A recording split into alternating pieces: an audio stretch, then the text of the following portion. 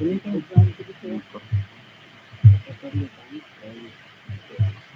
काय सांगते काय का नामाकडं काय तुम्ही चेक करा एकदा तिकडे. हां याला माईक आलाय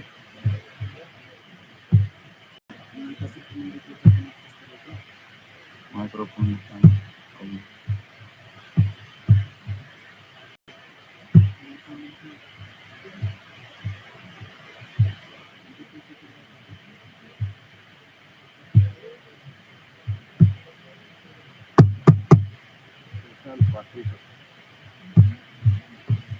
यस सर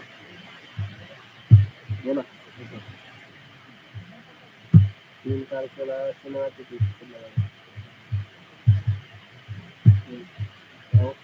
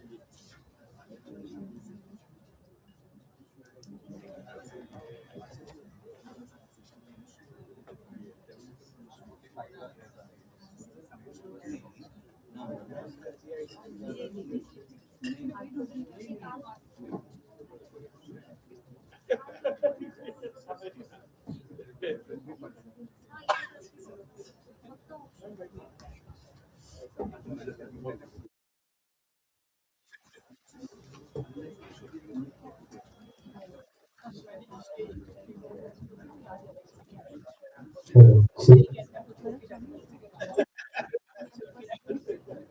sì.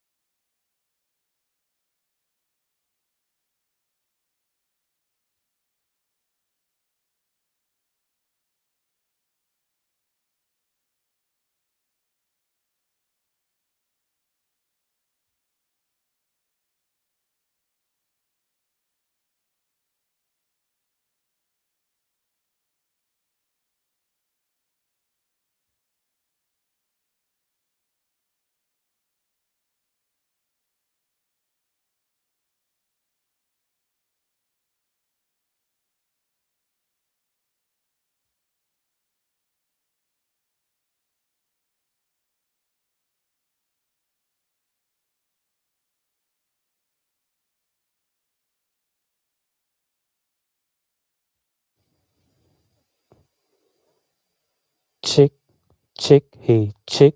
आला का? Hello, check. आला ना? बघ किती पाहिजे तो वाढवायचा.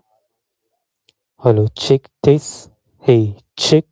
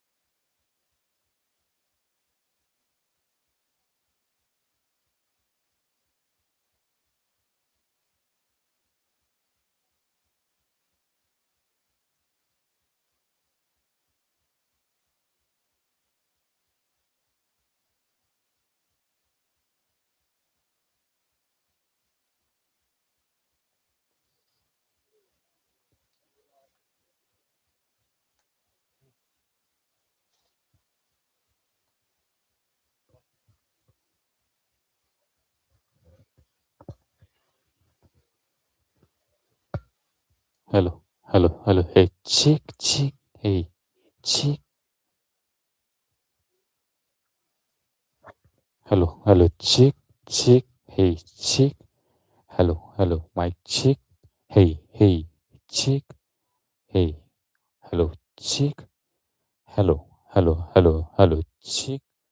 Hello, check, check. Hello, hello, mic check. Hello, hey, hello, hello, mic check. Hello, hello, check, check. Hello, check. Hello, hello, hello, hello, check.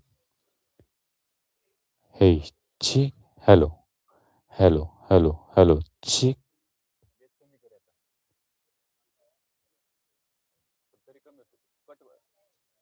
Hello, hello, hello, hello, check. Hello, hello, hello, hello, hello, check. Hello, hello, hello, check, check. Hello, hello, hello, hello, hello, hello, check.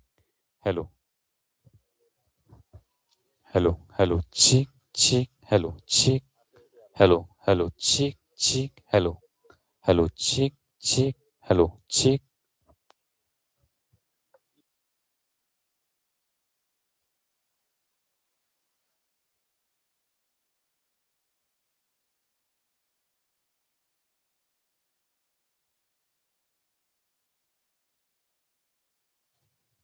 Hello, hello, check.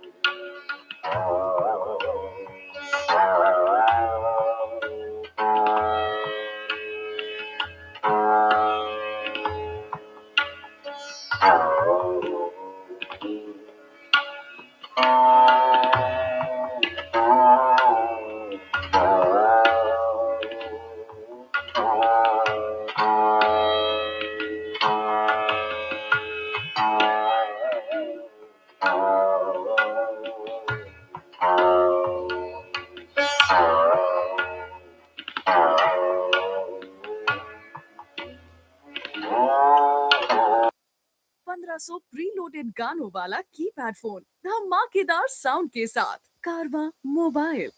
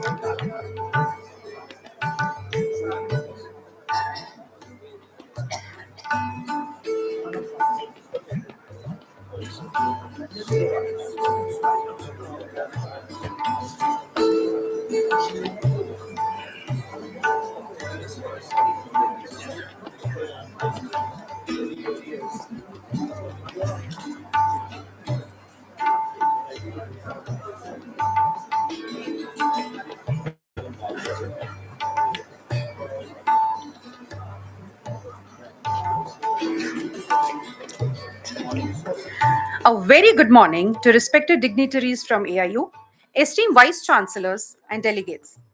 I welcome you all to yet another enticing day to unfold. We start the day today with an open session on Viksit Bharat Shiksha Adhishtan VBSA Bill 2025.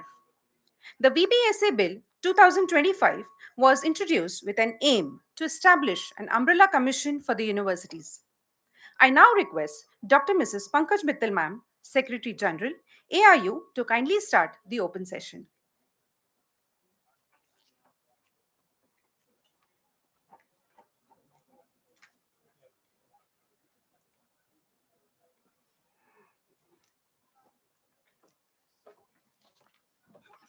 A very good morning to all of you, and welcome to the last day of the conference. I hope you enjoyed the conference and the sessions were really relevant for you, and the hospitality given by the DY Patil institution was really very, very overwhelming for everybody. So thank you, Dr. Pawar, for this. This is an open session on Viksit Bharat Shiksha Adhishtan Bill 2025, which has been it was placed on the House of the Parliament before the House of the Parliament, and now it has been referred to the JPC. So I'll give a very, very short presentation on what the bill is, and then after that we'll have an open session gathering the opinion from all of you, because as a collective force, AIU can be giving a representation to the government, also to the JPC. We can give the views, collective views of the universities, that what they feel about the VBSA, which is Viksit Bharat Shiksha Adhishtan Bill. So very quickly, I'll give a presentation and then we'll move on. So why was this bill required? One was that the India has more than 1,300 universities, around 50,000 colleges, more than 4 crore students are studying in these universities and colleges. So we need a framework which is contemporary. So the framework which was designed in 1956 in the form of the UGC Act may not be relevant for future, so a new framework is required. Similarly, there was a over-regulation and duplication. We had UGC, which was the main regulatory body for the Higher Education Commission. At the same time, we had 17 statutory professional councils who were looking after the different, say, professions. For example, AICT was looking after engineering technology, National Medical Commission for medical, dental council, nursing council. So many councils are there. And NCT was there for the education. So over regulation and duplication was there. Therefore, this bill was required. NEP mandate was also for a light but tight regulation. So again, that was we wanted to have a new bill which talks about light but tight regulation. And then global competitiveness, which is there, that yes, higher education institutions now must perform at a global level. So global competence has to be there. So the new regulatory architecture under VBSA is that now there will be a central body called VBSA, and there will be 3 verticals of the VBSA. These will be the Accreditation Council, Regulatory Council, and the Standard Council. So the Regulatory Council will be like UGC, regulating the functions of higher education, well, means issuing the regulations and all. There will be accreditation council, which will be like NAC, but this accreditation council will be a meta accreditation agency, which will be accrediting as well as accrediting different agencies who will accredit the higher education institutions. Because right now also you would be knowing that NAC has not been able to achieve the accreditation of more than 30% of the universities and 20% of the colleges. So a lot remains to be done. Therefore, this accreditation council will be accrediting the multiple accreditation agencies. And then there is a standard council, which will be basically setting up standards, curriculum, what credit framework. So all this will be done by the standards council. These are the institutions covered under the bill. One is like all the INIs are covered. Right now, UGC bill doesn't cover the INIs, but this VBSA bill will cover all the INIs. It will cover state and state central and state universities, all the affiliated and constituent colleges. It will cover institutions governed under any act, whether it is Architects Act, AICT Act, NCT Act, open and distance education, and institutions of eminence. But what it will not cover is, like, there are different councils for, say, National Medical Commission. So anything related to medical will not be covered, anything related to legal will not be covered. Then when we talk of medical, nursing, dental, veterinary, all these councils will also not be covered. Rehabilitation council will not be covered, physiotherapy will not be covered, pharmacy will not be covered, Ayush will not be covered, so which will include homeopathy, and all these councils will not be covered under this bill. So what are the key policy reforms in this bill? One is graded autonomy, means the institutions which are accredited higher will be given more autonomy, and the ones which are accredited lower will be getting the less autonomy. There will be greater transparency. There's a there's a provision in the bill that there will be a public disclosure. So a lot of self-disclosure by the higher education institutions will be there, so that the institutions or the regulatory authorities or now VBSA, they do not have to encroach upon the functioning of the higher education institutions. Then, as given in the NEP, degree awarding status will be given to the accredited colleges. So some days before, you must have received a letter from the UGC saying that the affiliated colleges will also be eligible for the deemed university status.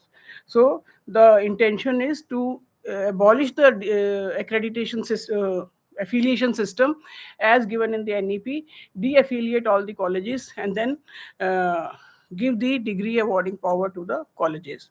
Internationalization, two-way internationalization means our students should be going there, their students should also be there. Even in a 2+2 program or a 3+1 program, it should be two-way. Our students should go there, but at the same time, their students should also come there. Then accreditation framework will be outcome-based. It will not be input-based. And then swift coercive action, in the sense that if any institution, because it is based on self-disclosure, so if any institution is doing anything wrong, if they are not following any rules, regulations, there will be a penalty actions, coercive action will be there against them. This is the governance architecture. So there will be a central body called Viksit Bharat Shiksha Adhishtan, that is the commission. So that commission will be having a chairperson and 12 more members. And out of those 12 members, the 12 members, I mean, the constitution will be that the president of all the three councils, means regulatory council, accreditation council, and standard council, they will be the members of that. Secretary higher education in the Ministry of Education will be the member. 2 professors from state higher education institutions will be the member. There will be 5 eminent experts and 1 member secretary who will be the CEO, and he has to be the secretary of the Government of India, either former or present. So this is the constitution of the commission. Then regulatory council will consist of president plus 14 members.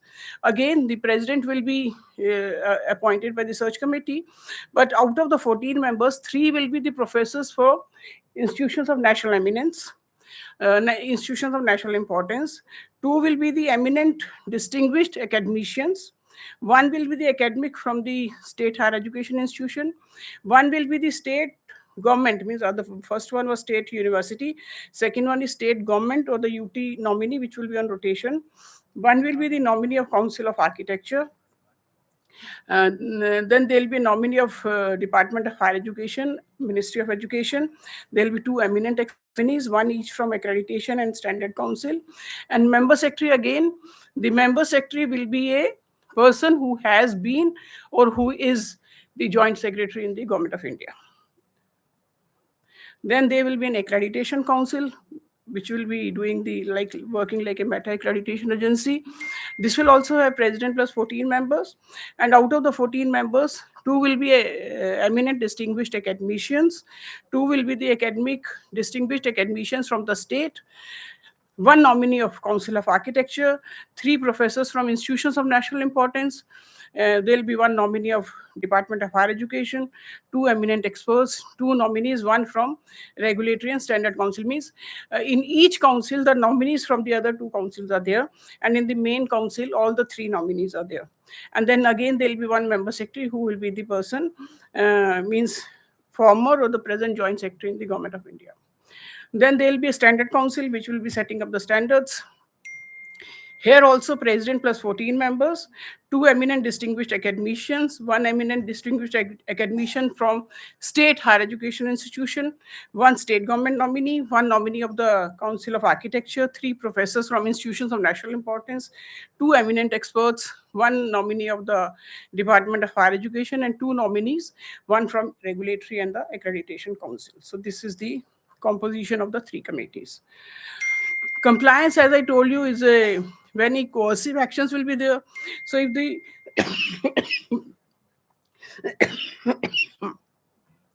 if the provisions of the bill are not met, there will be penalties. So first penalty and the first contravention will be around 10 lakh of rupees, and there will be a notice and opportunity to rectify, and then penalty will be given if the in the specified period that is not rectified. If you repeat the anomaly second time, that is in the repeated contravention, there will be a penalty plus possible removal of responsible person, plus review of the autonomy status, plus grant withholding, along with the penalty of up to 30 lakhs. Similarly, if you again, third time, if you repeat, then the persistent continuing contravention, if it is there, then there will be a penalty of up to 75 lakhs. There will be a suspension of degree or rights to confer a degree. There will be de-affiliation in case of colleges, and there will be a recommendation for closure.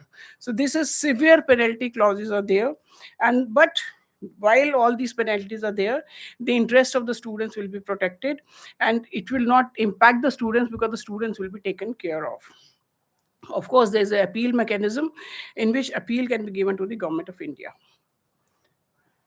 Then there will be a transition, means this is for the institutions which are already functioning. So this will be the transition mechanism. Implications for implications for the universities are that this will be a path to institutional autonomy through accreditation. Degree awarding power will be given to high performing colleges, so that in future there will be something like 14 to 15,000 degree awarding institutions. There will be a single regulator. Right now there are UGC, AICT, NCT, so this multiplicity will be avoided. There will be international campuses, and technology driven outcome based accreditation will be there. Areas which require vigilance will be mandatory real-time public disclosure of all financial systems needed. So sometimes some of the universities, they are not very much ready to do the public disclosure, especially in the financial matters, but then this will be mandatory. Autonomy is conditional on accreditation. So institutions must prepare for autonomy. They have to go in for the autonomy because the autonomy and the accreditation are linked together. Central government retains overriding and directional powers. Appeal to central government only. I mean, there is no tribunal, there is no mechanism of tribunal, so appeal has to be the central government only, and rules and regulations to be framed post enactment. So engaging stakeholders for a Viksit Bharat higher education. So what are the issues which we want to flag, where we want to have a view of all the members of the AIU?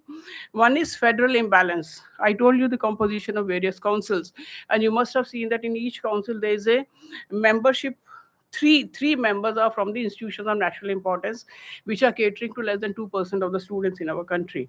So 88% of the students are coming from central universities, state universities, and deemed to be universities. But we do not have a representation of these. Do you have to say anything with regard to that?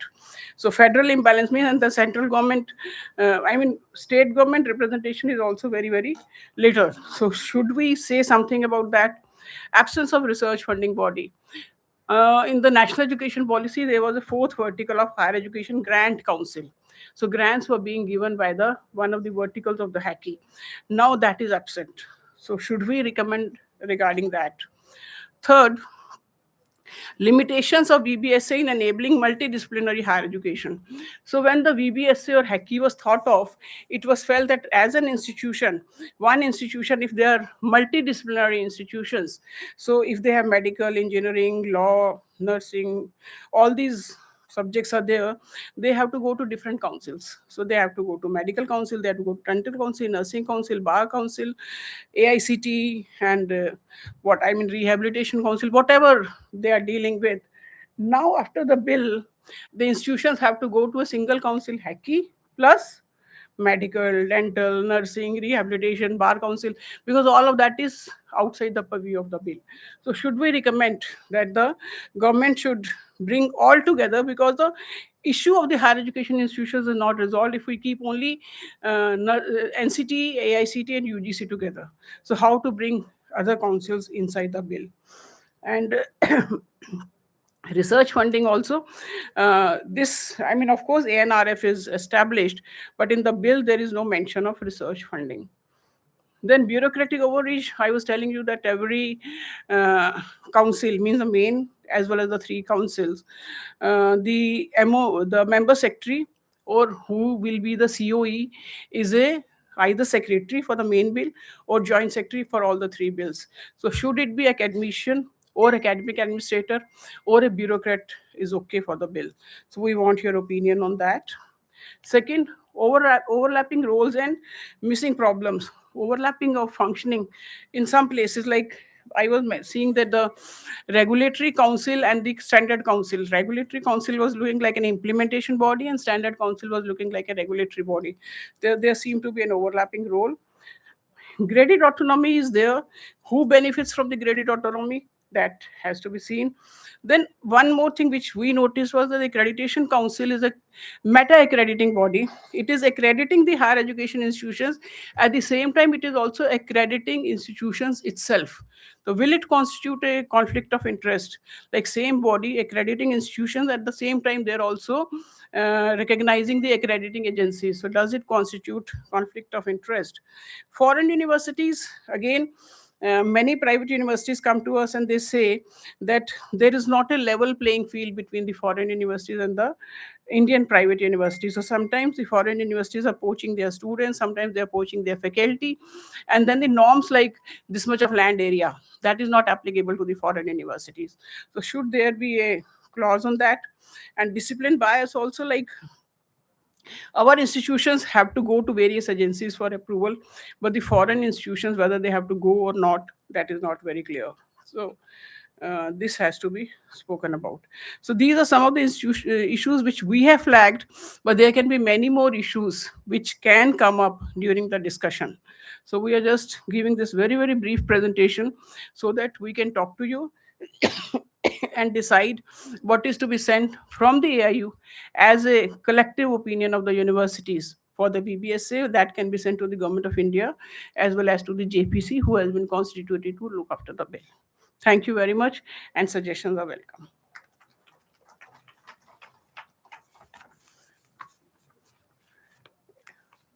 Sir, mic दे दो ना, mic.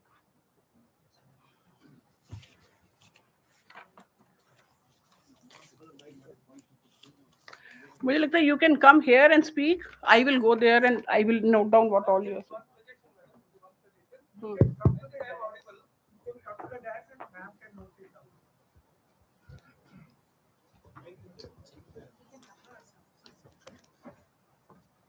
I'm Professor Prahalad Joshi, Vice Chancellor Kumar Bhaskar Verma, Sanskrit and Ancient Studies, University Nalbari, Assam. So when I saw the council membership, where professors are included, but nowhere it is representation of vice chancellors. Either present or former vice chancellors are not at all included. Those who are having more experience, professors may be of 10 years old, something like that. Vice chancellors present and former also should be included. Thank you. Any other suggestions, please? All right. Thank you. I am Tej Pratap from Shri Shri University. Whatever is presented to us, I think my colleagues will notice there's quite a contradiction. First contradiction you would see is between center and the states. Don't you think this bill, as if it has been prepared in Delhi and it is for Delhi and by Delhi, for Delhi, and something like that? Uh, just hearing, Madam, what they have planned is, I think it's been rightly said that there is no place for universities as such for vice chancellors. We would be silent spectators or listeners and following that. I do not know how that covers. More important, what I have seen over the past 5 years since 2020, states are making their own regulatory things on NEP. There's quite a contradiction. In regional NEP document, I've been party to that because of agriculture education that I was heading as chairman. Actually, there is no mention of many of these things. How do you relate to state universities? This once this bill is implemented, a lot of us vice chancellor will be really very confused and in contradiction. Whatever is passed by the regulatory commissions in Delhi or asked to implement, states may not agree. Funding comes from states. If the states are not made stakeholders, I'm not very sure whether it would be possible to implement many of these things. And all of us are presently strained because of financial constraints. All state universities, private universities, there's something missing on that. And finally, it is very rightly said by Madam itself. Where is that research funding? It's already been squeezing, and there was a space created. Fourth pillar has been very nicely, silently removed. Thank you very much.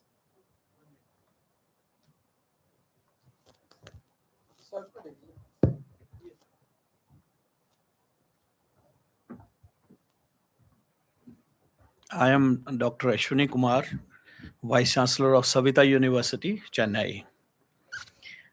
Madam, thank you for this nice presentation. Now, question is, if there was a need to create such a body which brings together under its umbrella all the different councils, so they must have identified the challenges being faced currently. Whether this bill is going to address all those challenges effectively, that is little doubtful, because there is multiplicity here also.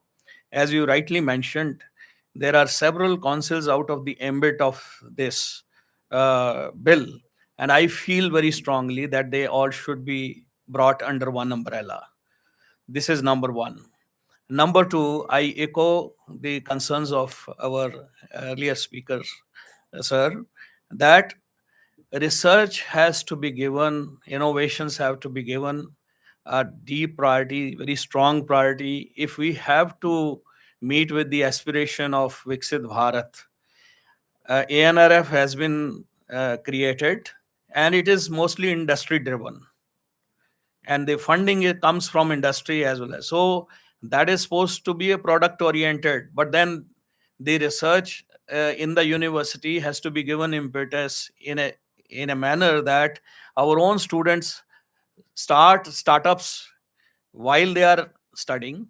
Number one. Number two, there should be a clear direction as to what step by step approach, hand holding approach, that if we say that they should be employment generators, wealth creators, then is there a pipeline, or is there a way that we can do hand holding and give them direction, so that this is not a talk only, but this we walk the talk, and we come to that sort of a particular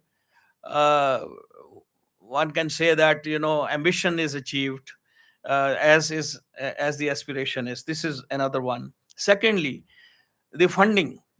Deemed to be universities are self-dependent. We generate our own money and we put into the system, but we are part of the India growth story, and we play a very significant role in that. Why stepmotherly treatment to certain universities? I mean, the funding should also flow to those which are performing universities, there can be a criteria set that, if you perform like this, your status is this, then you will be eligible for this kind of, the grading can be done, this kind of funding. So I strongly believe that if we have to meet the aspirations of Viksit Bharat, on which this bill is named, then we have to really have very clear steps as to how, and the timelines as to how we will be able to reach those aspirations if we bring about these changes. I don't think it is visible there. It is only an adjustment being done, and bureaucratic reshuffle is being done. As is rightly said, the representation is very poor as far as universities are concerned. It is bureaucratically heavy, and bureaucrats never give space to technocrats. That is known. But I think it's time to voice our concern as vice chancellors, and this is the right forum that we should voice our concern that there should be really level playing field, and the foreign universities should also be brought under the ambit of this. They should also be regulated in the same way as we are regulating our own Indian universities, because otherwise, if they are given a free hand, then obviously they will finally take over, and we should not create more Eastern India companies. Thank you so much. Just I have one observation. Vice Chancellor of Sakalchan Patel University, when education policy was rolled out, we had a. Can you give papers to everybody? If they want to write, then also we can combine. Just send a suggestion paper to everybody so that we can have it. Can I continue? So, ठीक. when NEP was rolled out, our GR was 27.5%, and what was targeted by 2035, we wanted to achieve 50%. What is the story of the last 5 years? As of today, if GR is 30% conservative way, I think we could increase only 2.5%. We started our journey with 27.5. We had another 20 or 2.5. Right now we are 30. So every year we are missing 1 point, and already we have lost a 5 point in GR increase. So if same way will continue, and every week probably one university is getting formed in India. That is the history of last 5 years. More university also will come in picture. Foreign universities are coming. If there is no pipeline, then how financial model would be sustained is a great question mark. With big hope, we started NEP, wanted a 50% GR, but the story tells very clearly, data science tells very clearly, we could achieve hardly 2.5 in last 5 years. So 5 points we have missed in 5 years. If same story will continue for the next 10 years, better 2035, probably will be missing another 10 points. So there is a serious discussion required. What is the way out? My suggestion. For working professionals, if rules and regulations are slightly diluted in terms of attendance or other things, and simply measure the outcome, then probably we will be able to meet the target of GR. Otherwise, we have only 4 crore students, and from 4 crore students making 5 crore, 6 crore, not an easy task, and more universities, so finance will go down. So that is a serious, otherwise financial model of all the universities, 1300 universities will be at stake. So it's a serious observation. Anybody else?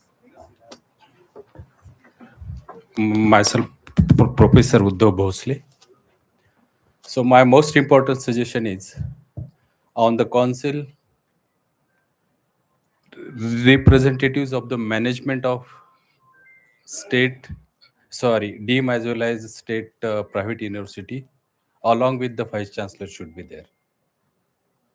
Only the representation of vice chancellor doesn't help. Representation of management of deem as well as state private university should be there on the council. Second one, everybody is talking about multidisciplinary education as on today. So when we talk about multidisciplinary education, I personally feel the Medical Council of India, then legal education must be under the ambit of this bill. This is the most important one. And the third important thing is, as we see when we talk about the funding, so there is absolutely no funding for deemed universities as well as state uh, private universities. So some mechanism should be developed to ensure that a substantial amount of funding should be given for deemed universities as well as state private universities who are doing extremely well. So these are my three suggestions, and I personally feel that there should be a long debate, there should be a long discussion on this bill, because this bill is changing the education scenario of our country. At the same time, we have allowed foreign universities to set up their campuses in India. I personally feel कि इसके ऊपर बहुत सारी चर्चा होनी चाहिए, and I also request AIU to have the special session on this one so that we get more inputs or more discussion, and this kind of decision we may forward it to the central government. Thank you. Yeah. Can I make a point here? Yeah. Yeah, this is Professor Utpal Joshi, Vice Chancellor, Saurashtra University, Rajkot. I would reiterate the same thing, but it has to, the more voices should be there that all the council, this is exclusive bill. We have to make inclusive, right? We cannot make the exceptions to the other councils because there are very burning issues regarding this. Another point that was already covered, we are from the public university, state university typically, and in that, most of the fundings that channelize from the, like for example, we are a Meru University under PM Usha. So, that under Meru we got 100 crore, but then there is a 60-40 kind of a ratio. This means state has a very loud voice in executing not only NEP but also to the fundings and other things.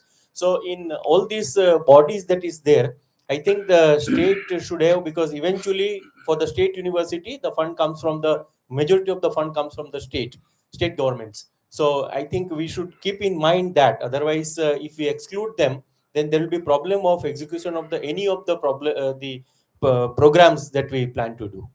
Thank you.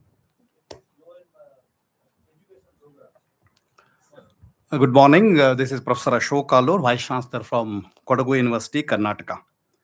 I will take 5 minutes because we had one interesting deliberations, in Karnataka, and the objective of the consultation. We had a consultation of several vice chancellors in Bangalore, and the idea was to examine the key provisions of the VBSA Bill 2025, and then identify some gaps and implementation challenges. And then also we looked at generating certain evidence-based recommendations for the stakeholders, and then see how we can support the development of a robust and future-ready higher education framework. I would like to go clause-wise. If you look at the observations on the clause 1, 2, and 4, which talks about the scope and purpose of the Act, the salient features here are the establishing a new regulatory framework for higher education institutions, align institutional governance with NEP 2020, and promote minimal but effective regulation based on the outcomes. The observations that we did on this is the framework provides comprehensive scope covering universities, affiliated colleges, and institutions of national importance. The emphasis on autonomy and accountability was widely appreciated.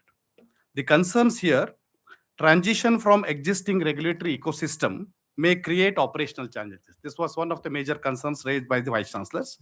And also there's a lack of clarity regarding coordination with existing professional councils and also the state institutions. And what we recommended is there's a need for clearly defined transition roadmap that should be developed for the institutional adaptation. This is one point from our side. And with regard to clauses 5 and 6, which talks about the constitution of the commission, the salient features here are it establishes VBSA Commission as an apex regulatory body, includes representation from councils, academicians, and experts. The observations are the consolidation of multiple regulators is expected to improve the policy coherence. The concerns here is limited representation of industry stakeholders and also from the states. There's a very limited participation from the state also. And also there is a potential risk of excessive centralization and then lack of clear accountability framework for evaluating commission's decision. Then the recommendations, what we came out for this observations are introduce proper representation from industry and the innovative sectors, strengthen the participation of state governments in the governance structure, and then establish a transparent review and accountability framework for commission decisions. Then on clause 9, which talks about the strategic direction for higher education, The salient features here are promoting multidisciplinary institutions, encouraging integration of Indian knowledge systems, and the support for regional language accessibility. The important observation on this clause was interdisciplinary education and research collaborations were widely supported. The concerns raised were the current system continues to emphasize rote learning. A significant employability gap persists among the graduates, with only 10% of the engineering graduates securing employment. And the important recommendations on this is encourage learning-centered institutional models instead of teaching-based models. Then strengthen industry collaboration and skill development initiatives. With regard to clauses 10 and 16, which talks about governance, accreditation, and academic standards, the observations here are accreditation continues to be central and maintaining educational quality. The concerns raised here are financial transparency and commercialization in private institutions, outdated curricula in several universities, and lack of dedicated HR governance systems in many institutions.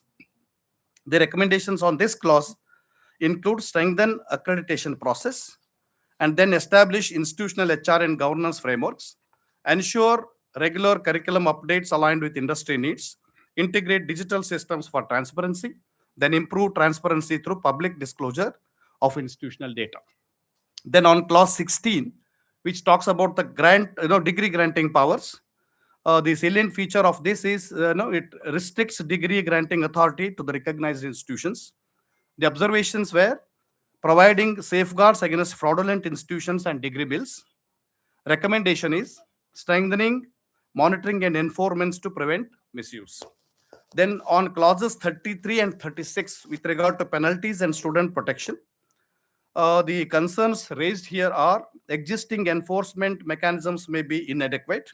Institutional penalties may indirectly affect the students, because if you put penalty to the student, to the institution, they will take it from the students. The recommendations here are strengthen enforcement provisions and increase penalties for violations, introduce clear timelines and safeguards to ensure students' continuity, and also consider blacklisting or debarring non-compliant institutions and develop regulatory safeguards to protect students' interests. Then the internationalization of higher education. Basically, in this, the concerns raised were high cost of foreign campuses may lead to commercialization and reduced accessibility. Ensuring academic standards and faculty quality abroad is really challenging. The suggestions were establish a structured training and certification systems for the faculty, and then begin international expansion through specialized programs before full campuses.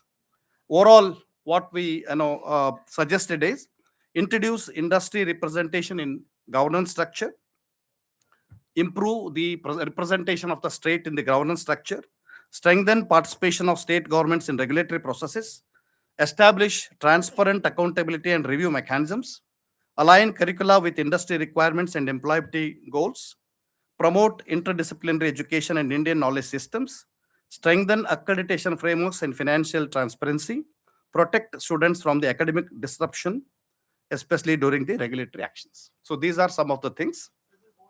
We will definitely pass it on to you, sir. These were some of the discussions that emerged during the conclave of vice chancellors in Karnataka. Thank you. Yes, sir. Thank you. I will share it with you. Good morning. I am Dr. Gupta. I am representing one agriculture and technical university. Ma'am, in this entire bill, we all know that 65% of our population indirectly depends upon agriculture, 42% directly depends upon agriculture. There is mention about various councils, but no mention about ICRs. In conventional, traditional agricultural universities in our country, this is very important, ma'am. They all were focusing on agricultural sciences. We have, under DY Patil Group, we have taken a very bold step to align agricultural sciences with technology. So we started a private agriculture and technical university where agricultural engineering, technology, agribusiness management, food technology, food sciences, they are all brought together. Looking to this bill, we only understand one thing, the government is diluting only AICT and UGC, bringing together. Actually, no other councils are brought into the ambit of this bill. Then what's the need? Part one. Part two, earlier, I think Dr. Pawar also knows, and in 2017, the central government took a call to set up a national fee commission. We call it as a national fee committee. Ma'am, you understand the pains of the private universities. In each and every state, there is a fee regulatory committee. Every committee in each and every state has different norms. A SCZ set up for foreign universities about 100 kilometers from here, Mumbai, where a private university for a BBA course is charging 8.5 lakhs of rupees. And the entire university is set up in a campus of 3 acres.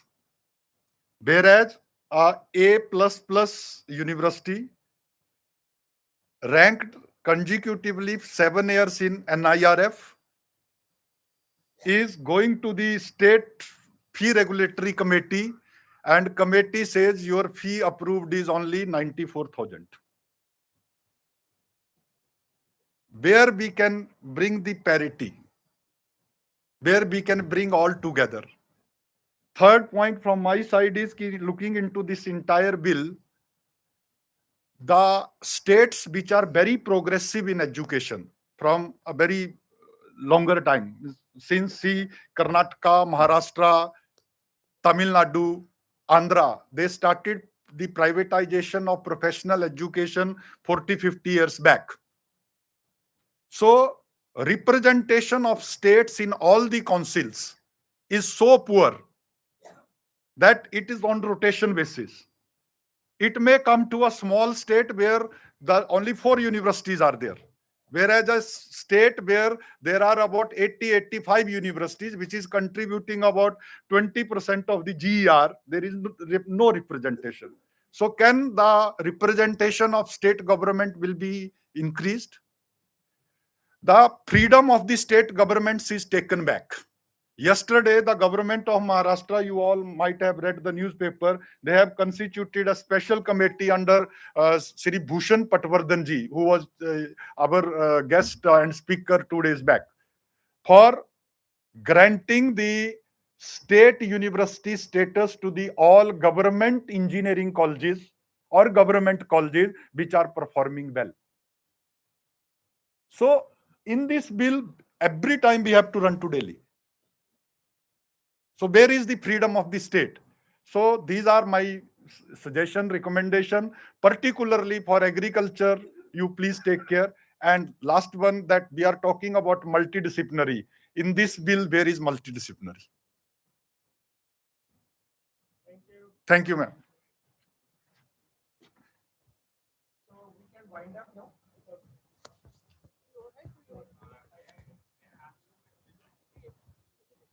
So we have a question. Questions?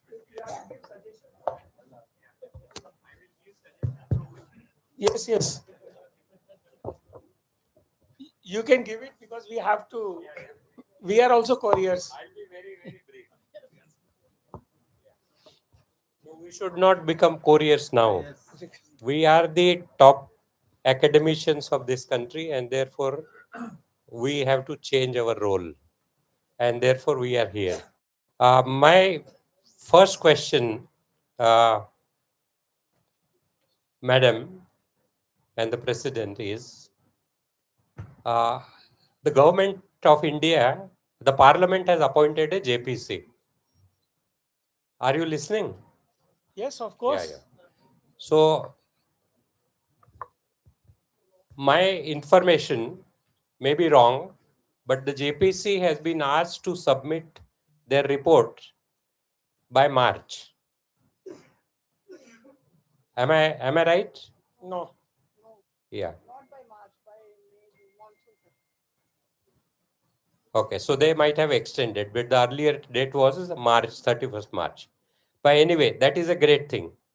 So what we could have done is, in fact, in this gathering, we could have invited them, one of the member of JPC, so that we could have told them what exactly the universities are facing and what exactly needs to be brought in change. And micro level suggestions we cannot give in this bill. We have requested the JPC to invite AIU as a Yeah. party, and that's why Yeah. we are doing a brainstorming from here. Madam has also written a letter, and Yeah, yeah. I have also sent a personal message to Srimati Punnyansi Devi So that AIU should be listened because it is one of the body of vice Yeah. chancellors, and that's how the madam is deliberating today. Oh, that is great. If we are getting the suggestions, then we will compile it, and then also circulate to all the members if they want to add in it, and then we'll go with full preparation and give our Yeah. kind so of. may I just finish my Sir, things not and only then this, you we can. have also written a letter to all the Yeah, universities I know. that please give your observations on the VBSA bill, which can be compiled and sent to the JPC. So we are also receiving suggestions on that communication. But this was an additional session which we held so that we can have it Yeah, from the that is horse's mouth. that is great. I am not questioning And the informally efforts. also we have met some members and have told our concerns about that. Very Informally. good. not So I formally. am not questioning the efforts of the office of the Association of Indian Universities, but in the interest of each one of us and all the young people of this nation, this is a good exercise, but we must prepare a very, very professional document. We can have a committee who will prepare, after getting all the suggestions, a very, very professional and pointed suggestion so that JPC can take some suggestions out of it so that this policy can become, this bill can become a better bill.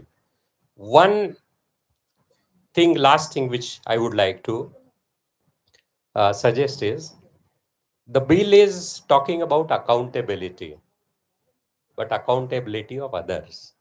They should also include accountability of the committees which have been established in this. Otherwise, they all will ask us questions, which happens all the time. The apex bodies ask questions, you do it, but what are they doing? That also, that accountability should be included in that. Overall, if we want to succeed, it must be a balanced bill. Central coordination should be on standards with local autonomy, which one of the professor has in details told. So local autonomy should be preserved and protected. That is what I just want to say. Thank you very much. Yes, please. Whatever suggestions you want. Yeah. So it says Viksit Bharat Shiksha Adhishtan. Actually, it is Shiksha Adhishtan for Viksit Bharat. It should be reverse because it is going to lead to Viksit Bharat. Therefore, you are making changes. So thank you very We much are for already this nice session. Now we should move to the business session, right? So I will request all the only the members to remain here, who are the members of the AGM, and all others can leave for the professors and all the things. So that will be, sorry, but that has to be there. Thank you, ma'am, for the detailed introduction. And we are grateful to our esteemed Vice Chancellors for the invaluable perspectives.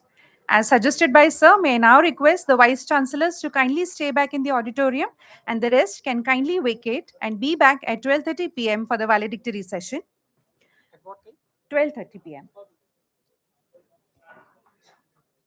For the AIU business session and AIU general body session, I now request Professor Vinay Kumar Pathak, President AIU and Vice Chancellor CSGM University Kanpur, to chair the session. I also would like to request Dr. Mrs. Pankaj Mittal, Secretary General AIU, to co-chair the session. I thank dear all for kindly vacating the auditorium for us to begin with the AIU general session and business session.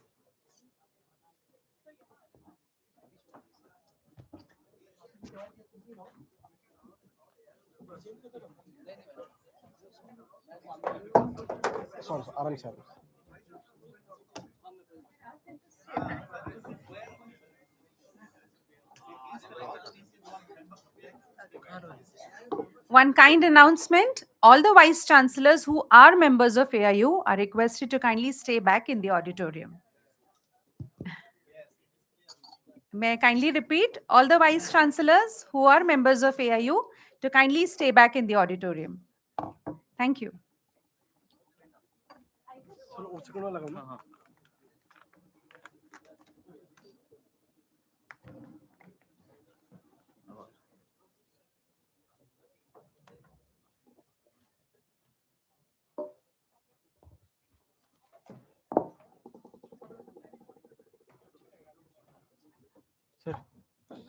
Sir किसका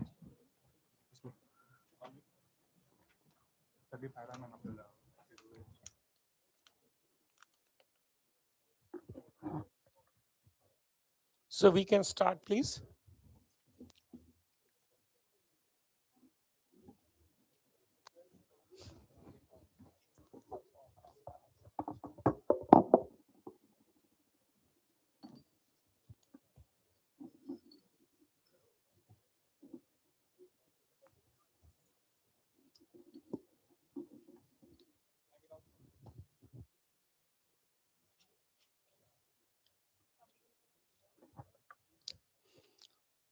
So we welcome all the esteemed members and our fellows this 100th annual meeting, general session, which is held here.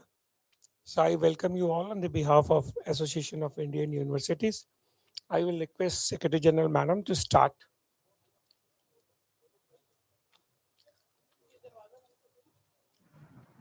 Sure. A very good morning to all of you. Ye-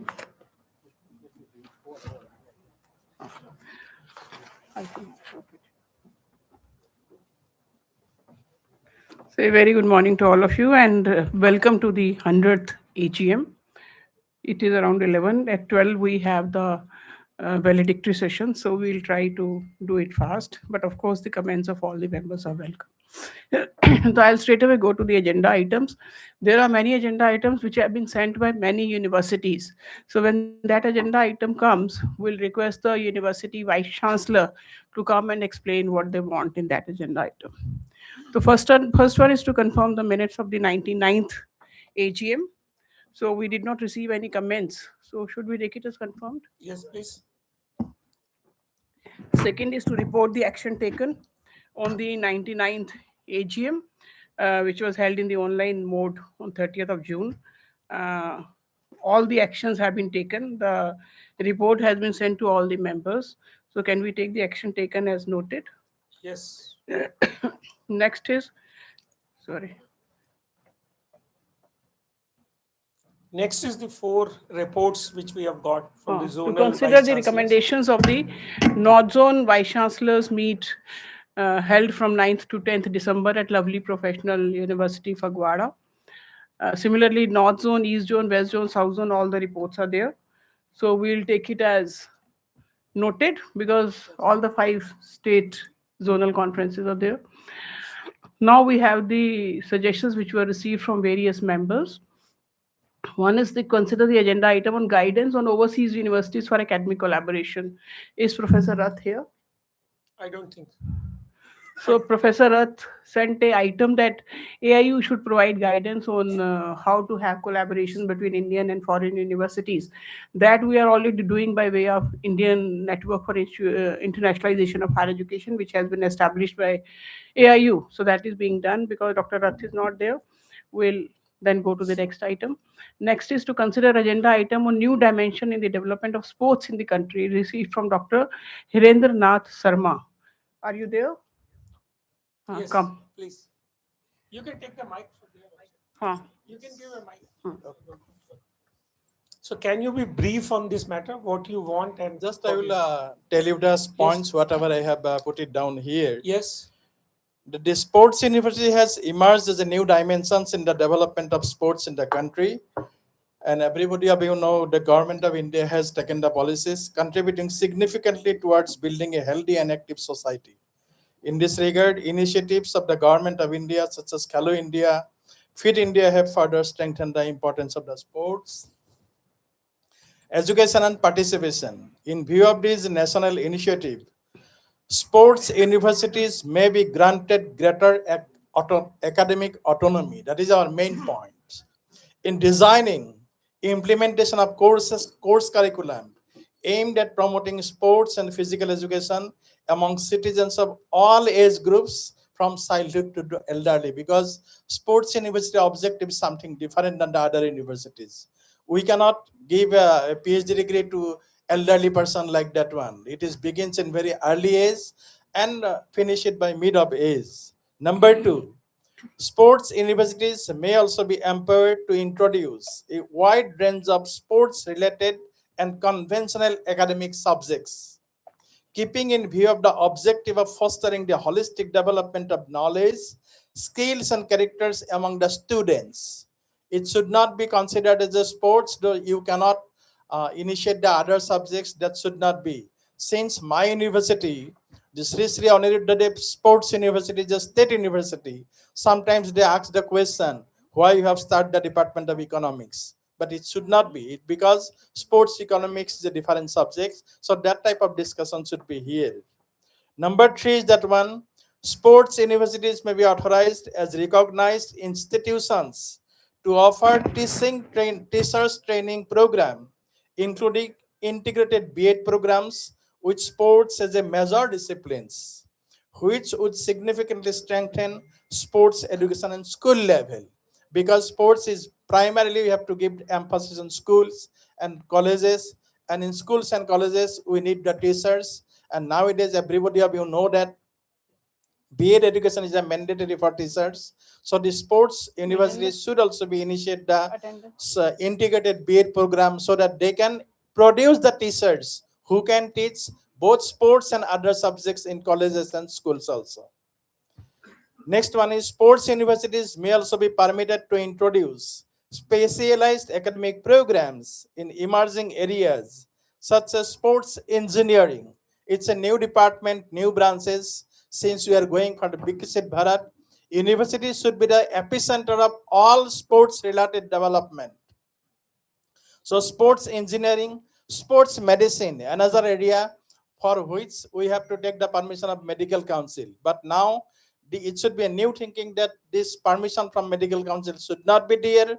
As a university, they have the autonomy to introduce the sports medicine, sports laws, sports forensic science, and many other such type of super specialty area of sports. I am using the word super specialty because I think you know that one. In January, last January 23rd and 24th, in LNIP, which is one of the pioneering Institute of Sports in Gwalior, Lakshmibai Institute of Sports Institute. There, the Secretary of Government of India, Mr. Rao, he told that sports university at present, for your information, I am telling that one, the government of India has established 10 sports universities in India. And Rao told that one, the universities should go for super specialty areas in sports. So keeping that view, University of Sports Universities should be more autonomous. This matter may kindly be communicated to the competent authorities of the Government of India for appropriate considerations.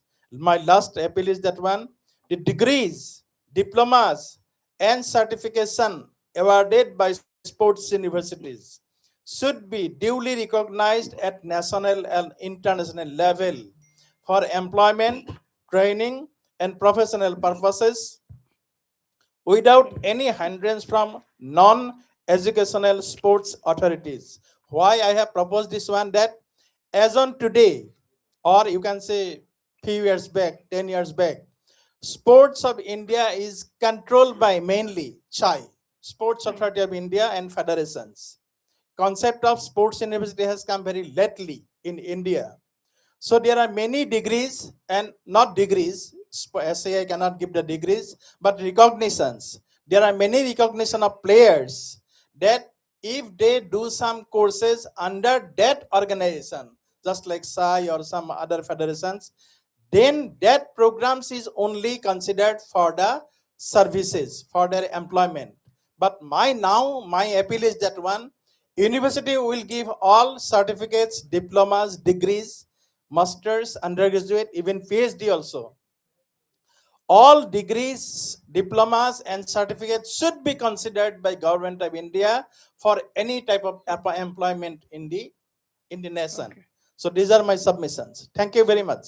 Thank you very much for your elaborated discussions. I think sports universities are new, and when I met the sports minister last month, I also deliberated on similar points.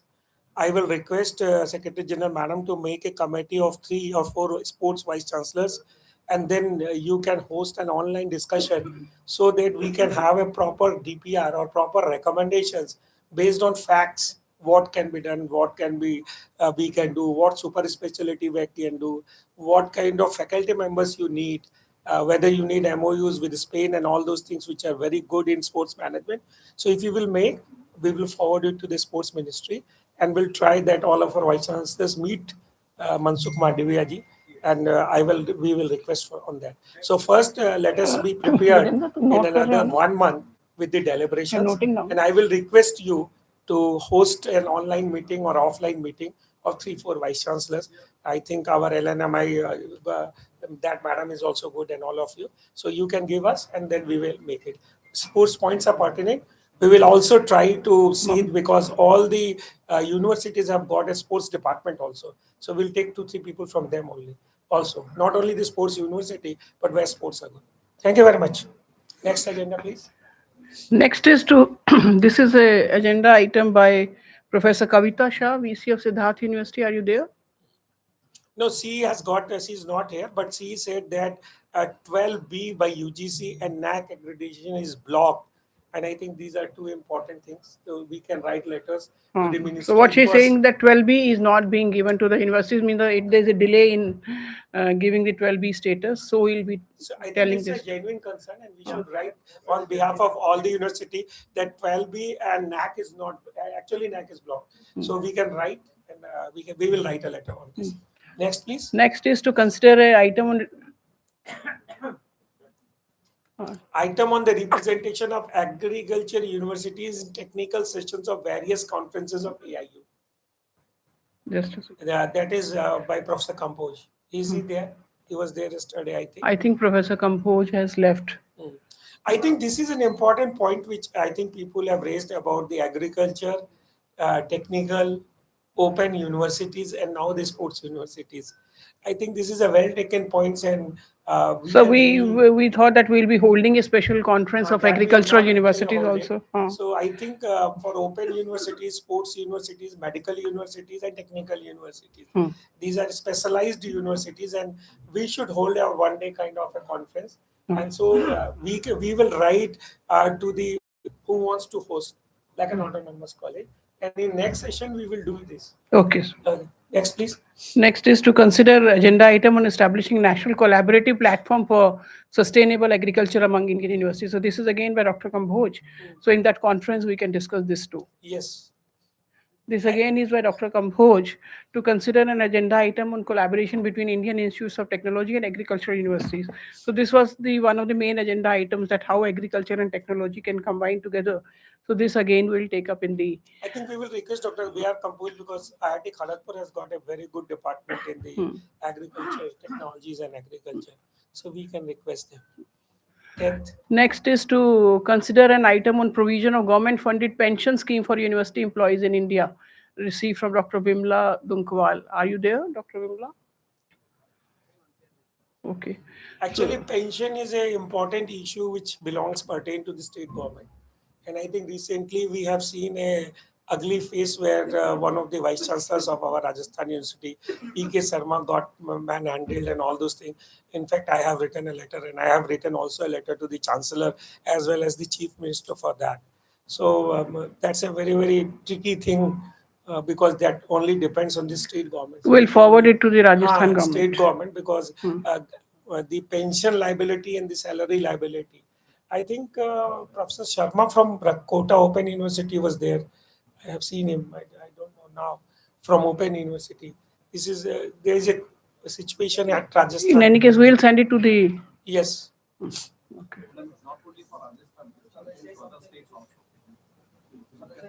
Yes, sir. So we will actually these are I think becoming a problem in lot of states, not only in Rajasthan. So we will send it to all the state governments. We will send it to all the state governments. Good morning. One added point. See, in Karnataka, I am Dr. Ramchandra Gowda from Garden City University, Bangalore. So in Karnataka, recently government has sent a circular to all the universities that so aided colleges are getting 100% pension from the treasury. Government colleges are getting, but university teachers, they are put a rider that 30% of your pension should be raised from the are given from internal resources. It's why only for university teachers. Okay, so we request AIU to do something in this regard, please. Actually, big burden to universities. Actually, I as a vice chancellor have worked in 2-3 states. So I will just tell you one thing, that in Rajasthan, they have said the university has to do, and the university were affiliating nature, so they don't have funds. In our state, half of the university are getting from treasury. The best part is that all the universities should fight and say that treasury, because the pension is the right of the professors and people. This is before the new pension scheme, because new pension scheme they handle in a different situation. So that should be done by treasury only. For that we should fight actually. It can't be with the university or all. If anything we will happen, then they just slur on that kind of a thing. No, So the these tragedy things- is, see, aided colleges are getting from treasury, government college retired teachers getting from treasury. Why only university teachers they So put in? that Because is what the major fight is for the university. To get it from the treasury, yes, sir. not from the internal Yes, sir, yes, resources. sir. Thank you. Because universities are created by state, and that is their liability to give the pensions. And in Karnataka, there are some universities having only 10, 15 colleges that are government colleges. How can they raise the resources? How can they pay That pension? is happening. Yes, sir. So that's why Thank you. we'll write Yes, about sir. this to And when all the, the. when NEP will come, everybody will be awarding institutions. Then the affiliating university is going to go. Then how they will get the income? Yes, They will not Thank give. you. Oh, so we'll write to all the states. All the state Okay. governments will write. Thank you, Okay. sir. Telangana So, is a rich yeah. state. Yes. It's not riches, sir. Recently, the government of Telangana, they are giving salaries and pensions through treasury. So they made some IFMS portal, and they're giving two different components. One is like the present employee's salary, and other one pension. So through treasury we are getting. Yeah, Okay. that is a recent. Yeah. It's a recent development. A lot of states are giving. Yeah. No, not only. Yeah. Yeah. The moment you retire, Yes. I think if you can give us a concept paper, what is Sure. happening in Telangana, Yeah. we will write. We'll give the example of your state Yes. and then mention Sure. it. Sure. Next sir. point, please, Thank you. ma'am. Next is again an agenda item from Dr. Bimla Lankwal. She is talking about the uniform retirement age policy in the Indian university systems. Actually, that is a state subject, but we can write that it should be as per the UGC.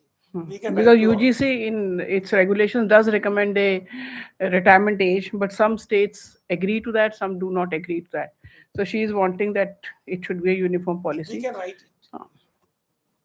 Sir, Next. I would like to just put across one point here. Now, for the benefit of some people, you should not say that. See, some universities are having less number of colleges, some are having big. So that should not be used as a statement to bring down some other university. Whether it is single or n number, performance of the university is pension important. or age of retirement? What, madam? Are you talking of pension or age of retirement? No. Number of colleges somebody mentioned just now. See, it should not we be are- this thing.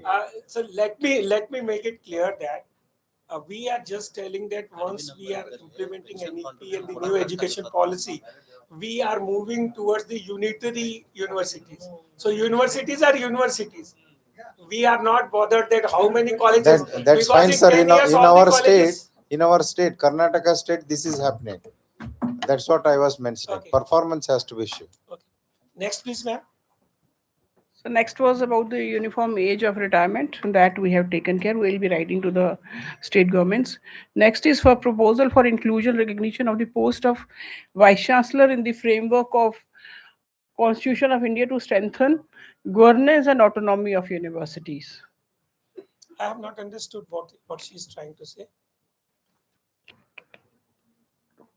She is not there, so we can make it more clear that where in the and framework of Constitution of India. I don't know. Next, please. To consider an agenda item on establishment of an artificial intelligence cell. That we can help her. So you can write a letter to her. So if she needs a consultancy, we have got a professor. So he's doing a lot of work. So we can request him to go to the agriculture university at Kota. Next is to if they don't give TA and DA because Rajasthan is replaced. Next is an item from Dr. M.L. Gaur. Are you there? Dr. M.L. Gaur, Kaziranga University. बाहर के हैं अभी. Okay. अच्छा, Dr. Gaur has mentioned that positioning the Northeast as a national demonstration zone for NEP implementation. So he's saying that there's a lot of implementation that should be, so that we will include in the best practices. If you can give us the success stories there, we can circulate it to all member universities. So we have also written a letter to all the universities that we want to compile the best practices of all the universities. So like this, many more best practices will be there in various universities. We can universities. make a portal, ma'am. And if a portal is there, then everybody can put in that kind of a form and format. So that everybody else can look about their best practices. I think that will be a good idea. But on the kind of a thing and a filtered thing so that it doesn't.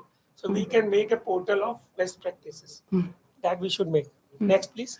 To consider an agenda item on transforming universities into regional innovation and livelihood hubs received from Dr. M.L. Gaur, VC Kaziranga. I think both are linked together. To consider agenda item on design education could be included in one of the technical sessions, that is either on redesigning educational ecosystem to promote Swadeshi or promoting research and development in indigenous technology. We have done a lot of conferences. But if he has got another idea about what technical session he wants, he can write to us and we can take in the future conferences. In the future conferences, we can take care of this. Next is to consider agenda on Bharatiya Gyan Parampara and its role in Viksit Bharat through a knowledge economy received from Professor Sinha, GSFC. Are you there, Professor Sinha? I think we have taken up this, no? Yes. Our in this last session. year theme and this year theme is there. So if he has got some specific thing, what he wants, then we can add into the next conferences at some point. Next is from Dr. Sridhara. Dr. Sridhar is there. So this is to do the state-approved private universities have sufficient autonomy as those of deemed universities or public universities. So I think, this is again a state subject. Some state private universities have more autonomy than the deemed universities. Also in some they have less. So that is again These are the question like which comes first, the egg and chicken. So it is not a solvable problem. But then we can have discussions at one of the conferences about the autonomy. Next is an agenda item saying that the appointment of vice chancellors must be made at national level for all universities in India. That we cannot take. This is from again Dr. Sridhar. So that I don't think anybody will even agree to that at the national level all the vice chancellors should be appointed. And especially who want to. हाँ तो आप मतलब what he is suggesting हम add कर सकते हैं that what the VC Osmania is saying that there should be a uniform duration of the tenure of the vice chancellor, that is 5 years. So that we are writing that was one of the agenda where we are writing that every state should implement the UGC service rules for the vice chancellors according to the age and salary. That we can write. Sir, he is talking about the tenure of the vice chancellor. That is why I'm age and tenure of. So we can include that.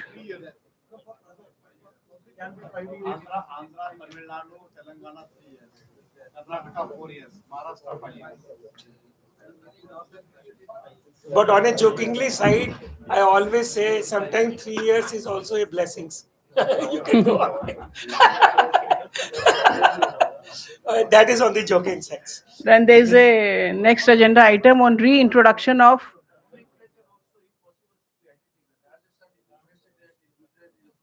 Yes. Nowadays, School Guru is being used for vice chancellors, so that can also be thought of. So next is the reintroduction of equitable research funding received from Professor Goda. Are you there, Professor Goda? Yes, Professor Gowda, please. What you want to say? Many universities are suffering from projects because earlier projects were allotted by DST, UGC, and other agencies, but now many agencies are not funding. So therefore, research is hampering the universities, and government is saying that you are not getting high ranks in the international level, state or national level NIF rankings. But there is no funded projects. How can the universities fund these projects? Okay, so you have to get funded projects from national agencies. Okay, so therefore, we request you to impress upon the UGC and other agencies to introduce schemes UGC earlier. is no more agency to give grants. No, so because others, because only we are gives paying higher circular education, sir, we are paying higher education cess. Where that higher education cess goes? Higher education cess will be used only for this purpose earlier. So where is that amount goes? We don't know. And I think in this bill also they have taken away the fund kind of a thing from this. Yeah. So now research funding is given by not UGC but ANRF. So ANRF is giving funding to private as well as the government universities. Big projects as well as the small projects, individual grants as well as the institutional grants. Can we make a policy document how it has to be? See, if we write a letter, it will go into a job. But some Madam, of us, earlier we were also part of granting projects by the UGC and other agencies. But now many universities are so not. now- Yes, Okay, that's so a- but that's- we have to do something in this UGC regard. Otherwise, doesn't- the see- universities will suffer in quality research. No. Issue is Yeah. UGC doesn't have funds, No, so it not cannot only give. UGC, not only Therefore, UGC, other instead of agencies. UGC, you should approach ANRF. The ANRF is giving the projects, so the universities have to approach ANRF. So I think what we can do at AIU level is that we can select which are the agencies are giving funds and what are the kind of funds on our website or to the members. That will be also a good help to the new members and the old members. That is what, ma'am, we can do, because we are in Delhi, so we can talk to other people and can have also web talks and all talks, how to get those kind of things. So that will be a good idea for all of us, just to call people, because it will be easy for us to call in Delhi in our studio or something and request them to have these kind of talks for the people, so that people gets more information and more avenues of funds. Sir, Okay. sir, earlier UGC used to give travel grant. So because of that, many faculty members availed that and benefited. Mutual exchange has done in a rigorous way. Now in the process of internationalization, if funding source stopped, so this particular activity may not be accelerated. That is my feeling. Travel grant is also included Travel in grant ANRF. earlier, I myself used it 4 to 5 times. नहीं, travel Really? grant ANRF में है. So if you want travel grant, you can approach ANRF. Our experience is that the ANRF gives funding even to the private universities. We are one of them, where we have submitted projects to ANRF, and we have got the funding. We also have to approach other agencies, like from BIRAC to DST to other Ministry of Earth Sciences. Many of them, they are providing funds. I think, madam, it irrespective. will be a good idea for all of us to have a online conference where we invite the people from these things and to just educate all our members or dean research or all other things. That will be a good idea. So I think in another 15, 20 days or in a month's time, we can call people and maybe an online kind of a session we can have, where they will tell about all these ideas and all those things. And then we have got a framework for there can be even a mutual consultation on the funding mechanisms and the opportunities. that you can note it down. कौन? नहीं, Department of Health Sciences, Department of Agriculture Sciences, Department of Biological Sciences, DST, and of course the DST and all those things. Okay. So we will request Professor Abhay Karandikar, who is heading DST. So I will request to have his team for one-day workshop. Then we can always write to DBT, DSTs, and all other mission modes also to just have a conference. So we will hold 3-4 online conferences where the people are there, and then we will tell all the members to. So we can also have an international funding also. Yes, So there are many international funding opportunities also. So both national as well as funding and grants should be our one idea, where we bring people and educate our member universities. So that job we can take, and we will assign Dr. Mamta or one of our people to do this kind of thing. So Dr. Mamta is a good person, so you can tell. So that will be one of the vertical we will. Next, please, ma'am. I mean, before I come to the next agenda, there is a attendance sheet because this is the AGM and the business session. The agenda sheet is being circulated. So please, attendance sheet. So please make sure that you sign in that attendance sheet. Okay. Thank you. So next is again from you, sir. Already you are given the 12B. answer. Okay, yeah, please. Thank you. Thank you. Next is to consider agenda item on inclusion of vice chancellors in AIU governing council based on seniority, received from Dr. Baba Faridkot. So AIU GC membership is always on seniority only. Okay. Next, please. Next is to consider agenda item on consideration for establishment of a separate governing body position for medical education on the lines of UGC. That we have said we will do a conference on medical. Next is to consider an agenda item on implementation status and challenges related to NEP in health sciences. That we can do in that workshop. Next is to consider an agenda item on inclusion of environmental humanities in higher education curriculum. Dr. Bora is there? So we will request Professor Bora to give the elaborated material, work and thing, which we can circulate it to every member university. If they want to include, they can do in their BOS. Next, please.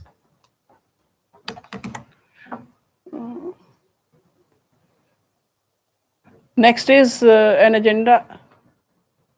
Agenda on the panel discussion on Vish Guru to Viksit Bharat. So that we can add as one of the agenda item, as one of the, in some of the conference, we can take it, the panel discussion. Professor Bora is here? No. Next is to consider agenda item on National Framework for Uniform NEP Implementation Monitoring. Professor Chavda is there, isn't it? National Framework for Uniform NEP Implementation and Monitoring. So what's this? This is happening. So we, in any case, we are going to get this work, sir, for implementation of NEP, so that we, in any case, will be undertaking. Okay. Next, please. To consider agenda item on standardized policy on recognition of contractual ad hoc faculty surveys aligned with UGC regulations received from Dr. Chavda. Dr. Chavda is not here, sir. So we can send it to UGC? That, I mean, what he's talking about is that the contractual and ad hoc faculty service should be counted or not counted. There should be a standardized policy because some universities are counting it and some are not counting it. So there should be a standardized policy. Okay, that we can write to To them. UGC. And this is an important point. Next is to consider an agenda item on AIU Innovation and Inter-University Startup Consortium. Again, Dr. Chavda has sent that. I think this issue we will take in the new innovation committee, where we have already made Atul Khosla and yourself. So we will take this in the kind of AIU Innovation and Inter-University Startup Consortium, because we are already on this job and we want to change our innovation. इसमें लिखना है अन्वेषण की जो नई committee बनी है ना उसमें. Yes. Next. To consider agenda item on national minimum standards for internship and skill-based credit implementation, again from Dr. Chavda. All the items are from Dr. Chavda only, but he should have been here for taking up his. So on this also, because we are working on national minimum standard for internship, we will ask Dr. Chavda to have a kind of a meeting and things, and if he can bring some kind of a thing, we will take a help. So we can make a committee out. Okay. Next, please. To consider agenda item on performance-linked infrastructure support for state and self-financing departments. I think this is one important point which we can write letters to the state government. State government or UGC? Yes, both. So just get a detailed paper from him. Next is introduction of internship model received from Dr. Chavda. The internship model is already actually included in the national education policy, where in every semester, every program, a provision of internship has to be there. And in our first session, we had a Prime Minister internship scheme. There was a presentation from ministry. So that can be taken care of. So can we write this to Niti Aayog also? Niti Aayog doesn't have any fellowship schemes. Okay. But this internship enabled degree program is also included in the Prime Minister internship program. That is there, That plus is that there. apprenticeship embedded program is also there. Yes. That was an apprenticeship embedded program. We will request Mamta Madam also to have this Prime Minister internship model, because 4 days back I have got a presentation. Then the Prime Minister internship model has actually been modified this time. So I think that yesterday also we got. So we can do for every members. So you can have also a workshop on this. Next, online. Yes, they are also giving. Internships in Niti Aayog. That is on policy. But PM internship program is big, and they have now included, because due to the shortcomings they had earlier. So this new internship program is much better, and they are giving high-ended companies this time. What they have told. Yes. And Niti internships are not paid internships. Next. They're all free internships. Next is to consider an item on review and amendment of re-entry provisions in the CCEUP. Again, Dr. Chavda. That in the curriculum and credit framework for undergraduate programs, that multiple entry and multiple exit, there should be a like uniform policy on that. 32, ma'am, you can, Mamta, you can take up this item and see what he wants to say. So at the appropriate policy, we can just forward it. To UGC? Yes. Next is to consider agenda item on review policy for awarding UG certificate and diploma without additional 4-credit vocational internship requirements received from Dr. Chavda. What he's saying is that after every year, if you want a certificate, or means in multiple exit option, you have to do a 4-credit internship, then only you get that certificate. So he's saying we should do away with that. So as soon as the student has completed first year without additional credits, they should be given the certificate or diploma. IGNOU, they are doing like this. They don't have an internship requirement. We can write to UGC on this.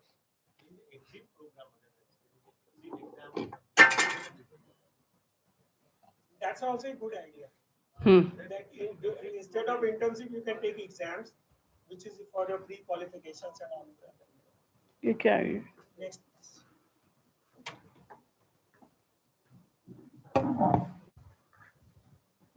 That's all. Okay. These were the only items for the general session. Now we will go to the business session.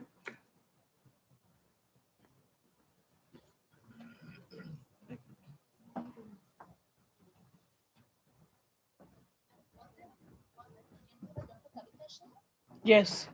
About 12B and 12. That we are writing a letter. That we are writing a letter to the UGC.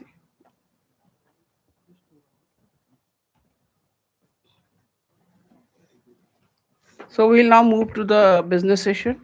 First item is to confirm the minutes of the 99th meeting. We did not receive any comments, so we can take the minutes as confirmed. Then to report the action taken on minutes of the 99th meeting.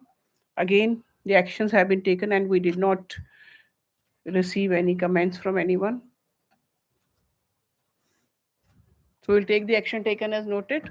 Yes.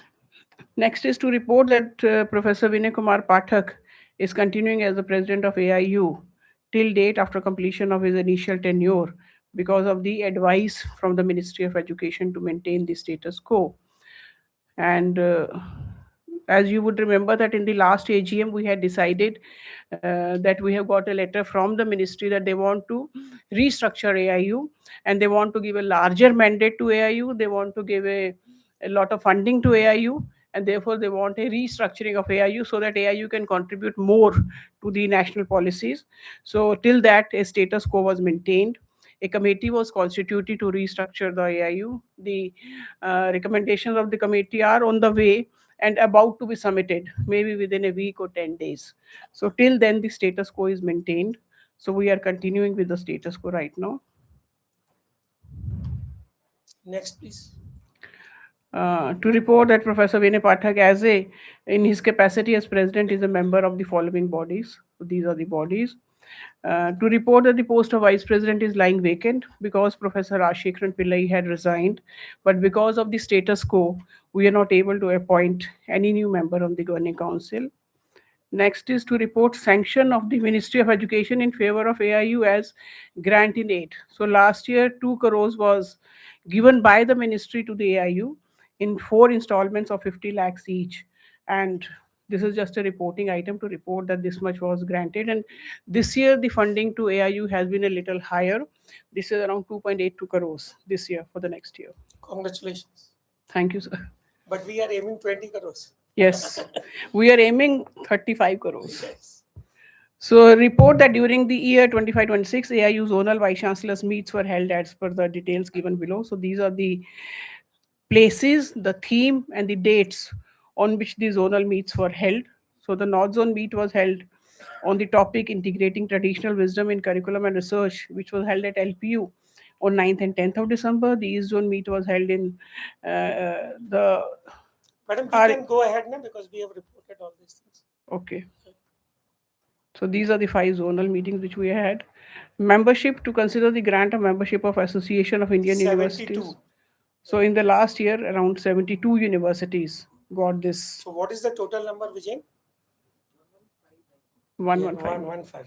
Congratulations. So this is the list of the universities which got the AIU membership along with the date of membership. We have reported for autonomous colleges also here. Membership. That should be also put on the agenda. No? That is also a good figure. What is the figure now? 41. So last AGM we had agreed that autonomous colleges can become the associate members of AIU, and till now 41 autonomous colleges have become the members of AIU, and we are going to hold a conference of autonomous colleges also next month to take care. And then this is also for, like, the national education policy says that there should be a capacity building of the colleges for them to become a university. So we want to contribute in them, and we want to do the capacity building of the colleges so that they can become autonomous as well as degree awarding in future. So that capacity will be done by us. So, apart from these 72 universities, I mean, this also includes a university, foreign university, which has become a associate member of AIU, which is a SRH Franco-Schule, the distance learning university in Germany.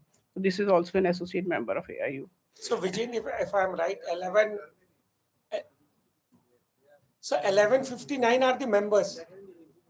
Acha, sorry. I stand corrected.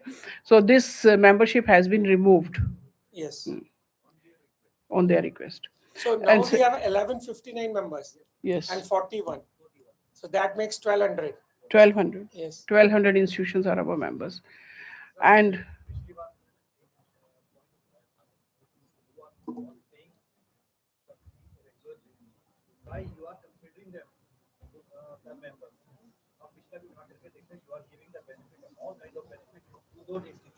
no.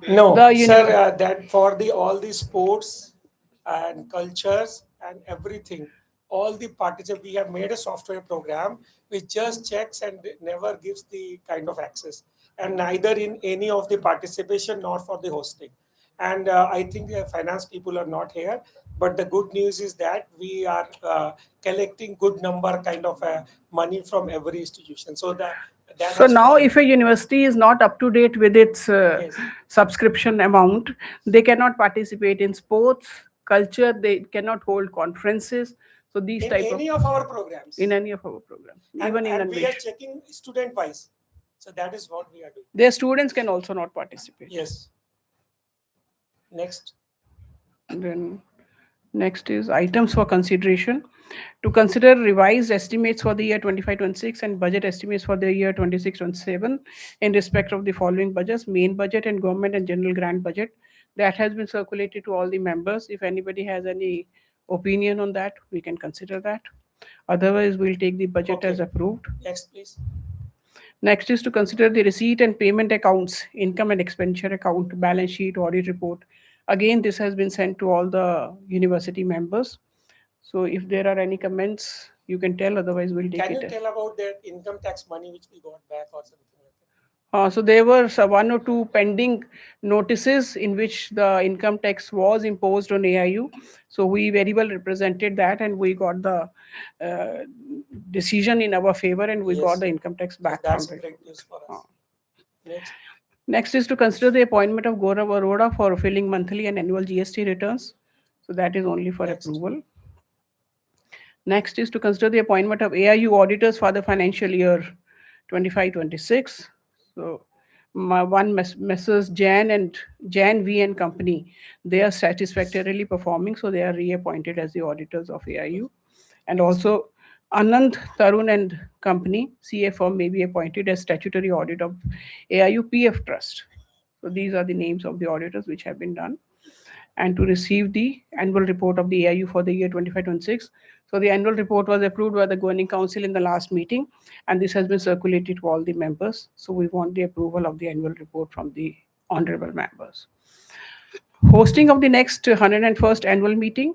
So for the next year's meeting, we have got the request from the following 7 universities: Cochin University of Science and Technology, JNTU, VIT, RV University, Reva University, Savita University, and Manmohan Singh Bengaluru University.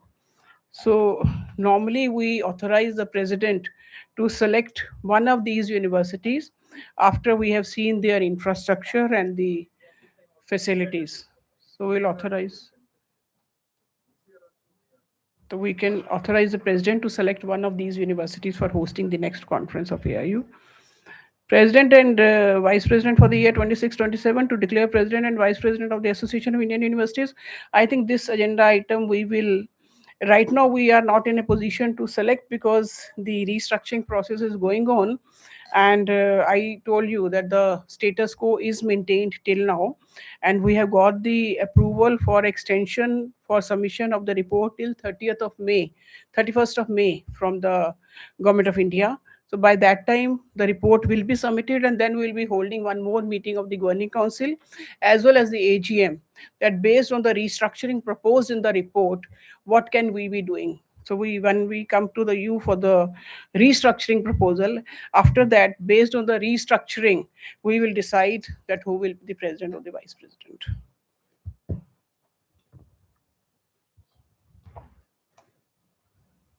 So it's okay. Now we can move ahead. Any other agenda? Accepted.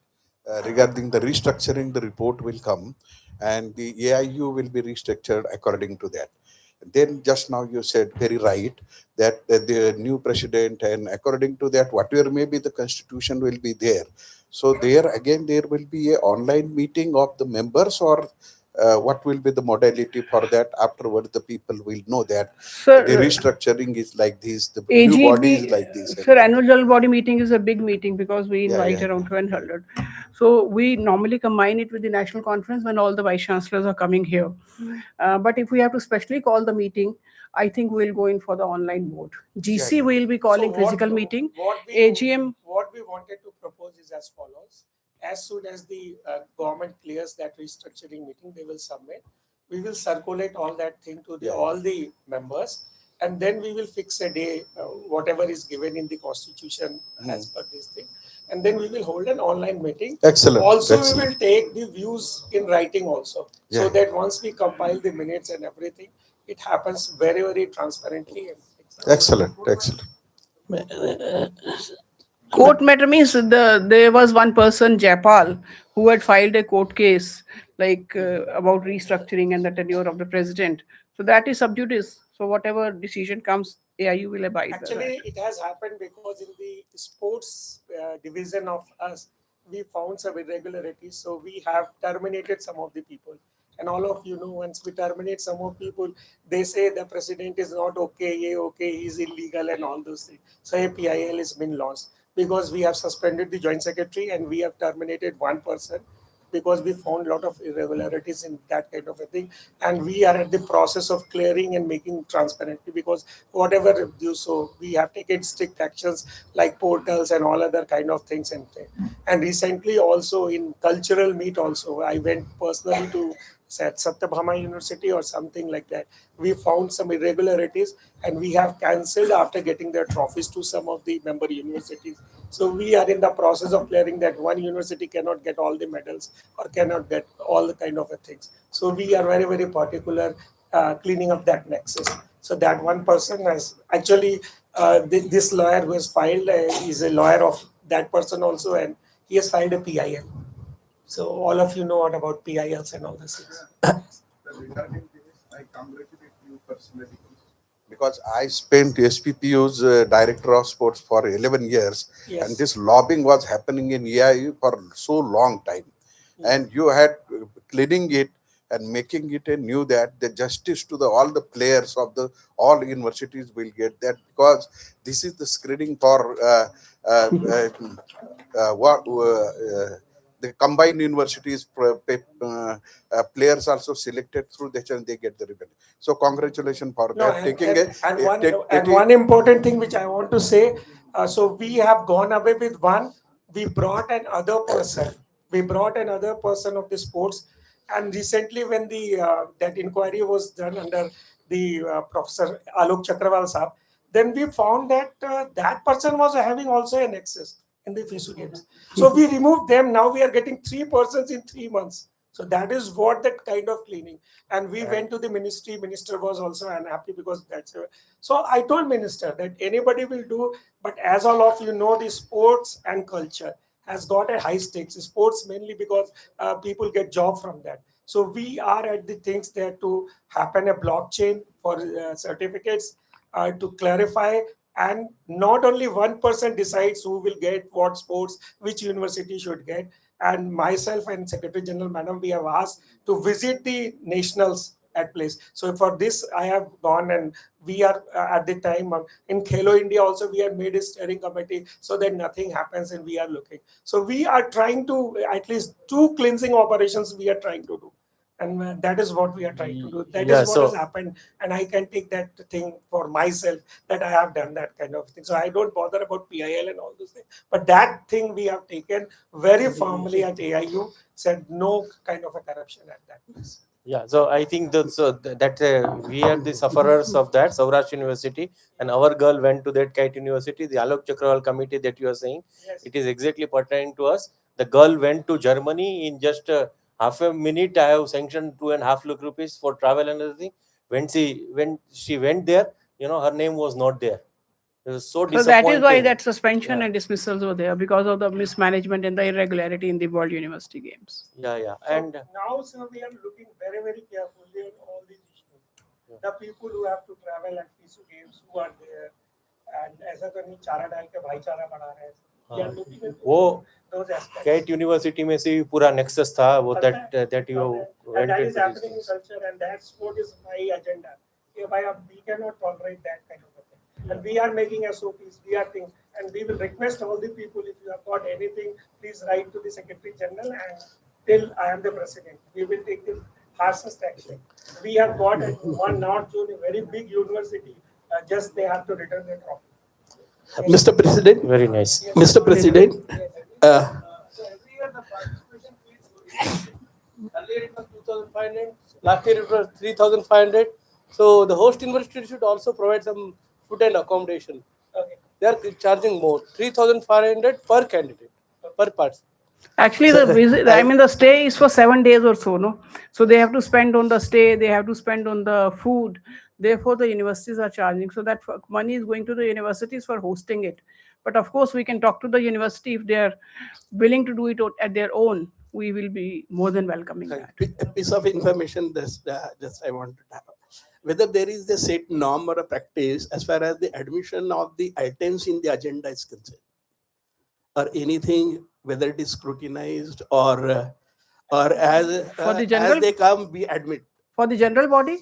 General body. Yes, general body, because all the members have the right to voice their So opinion. as they come, you get on adding. Yes, there is no screen. We are not doing any screening. There are many agendas, it means our members are happy. That's it. Agenda, they are participative. Yeah, that's real. It was wonderful. It's welcome.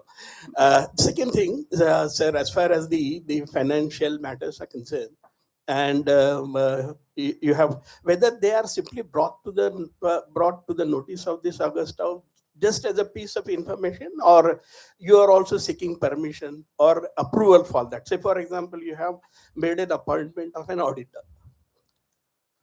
So you have simply made a mention of it. Whether this body has to approve of it, No, this is for approval only because the decisions but are that taken has by the not- finance committee and the governing council on behalf of the AGM. So if we wait for the AGM, by that time the No, work but has now, to now be the done. AGM there very much, but then we have not sought the approval to it. We have sought, Otherwise, this was it the would- approval item only. Honey, but so you have not sought it. That is what I am pointing out. It was simply made a mention, and then we passed on to the next item. So if that is the case, then at least pass that resolution that this August House has passed it. Okay. That we will note in the minutes. That is to be recorded. Otherwise, it would be halfway exercise No, done. we'll record it in that manner only in the minutes. Yeah, and even if we want to make the appointment of auditor, ma'am, like whether we are appointing him first time or how many terms he has been appointed as auditor. Till 3 years we allow. After that, we appoint a new auditor. Great. That is as per the financial norms set up by the government. Thank you. So thank you very much for this business session, and we hope that we will have more presence in the south as we go to the south. South elections results are also have to come at 4th of May. So next annual conference we will meet somewhere in south, deep south, and we will enjoy. Thank you very much for this large participation which has happened, and thanks to Dr. Pawar who has taken so much initiative. And Thanks to- is there anyone who has not signed the attendance sheet, please? Dr. Panchanatham, un dono se kara lo. And thanks- everybody else has signed? Thanks to the Secretary General who has stood long for this business session and things. Thank you very much. and Thanks a to lot. everyone. Thank you. And we'll have a 15 minutes tea break and then we'll go for the valedictory session. Thank you. Here only.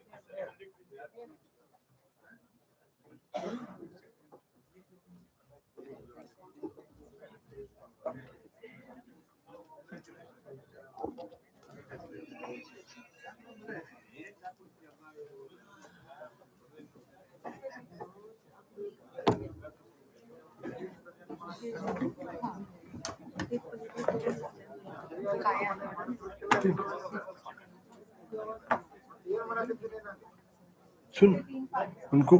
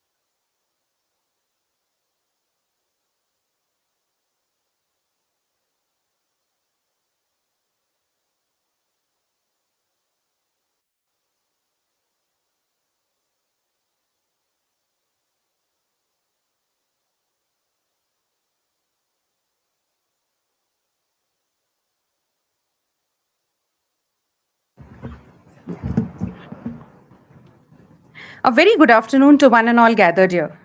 Honorable dignitaries from Association of Indian Universities, esteemed vice chancellors, academicians, and dear fellow colleagues. It is my great privilege to welcome you all to the valedictory session of the 100th AIU General Body Meet and National Conference of Vice Chancellors centered around the theme Shaping Self-Reliant Bharat Through Knowledge and Innovation, hosted by Dr. D.Y. Patil Vidyapeeth Pune, which is approaching its 25 years of academic excellence.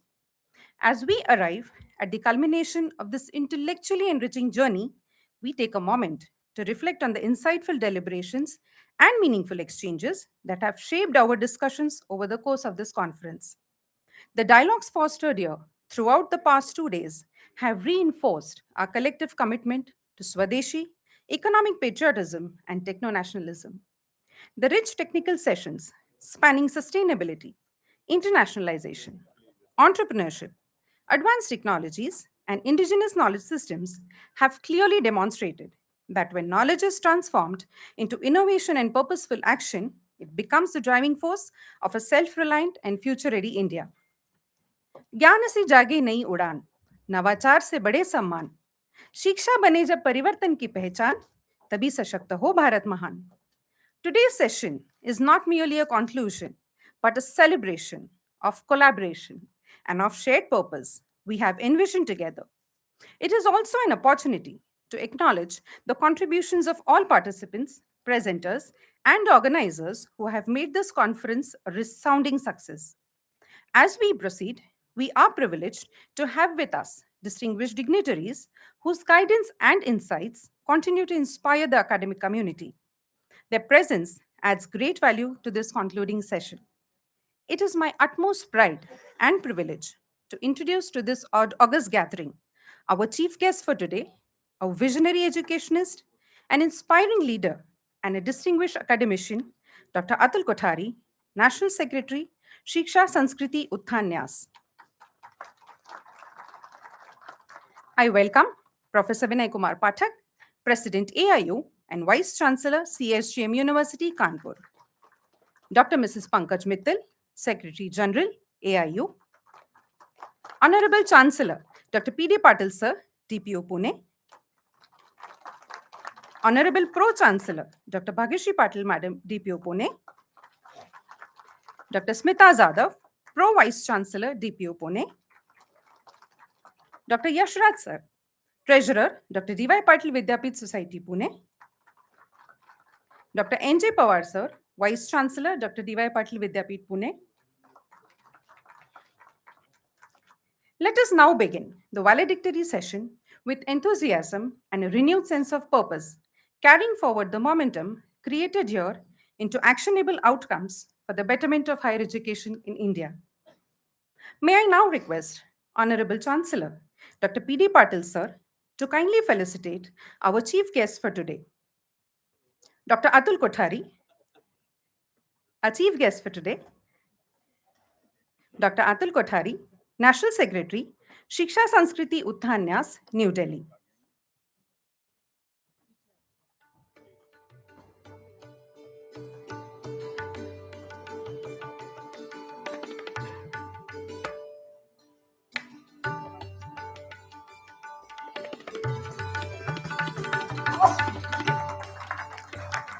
Thank you, sir.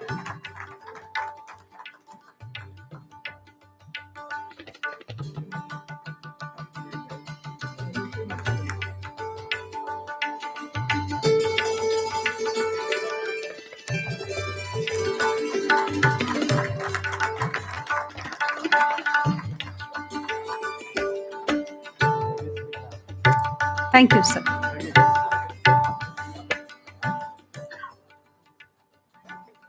I request Professor Vinay Kumar Pathak, President AIU, Vice Chancellor CSGM University Kanpur, and Dr. Mrs. Pankaj Mittal, Secretary General AIU, to welcome our chief guest, Dr. Atul Kothari, sir.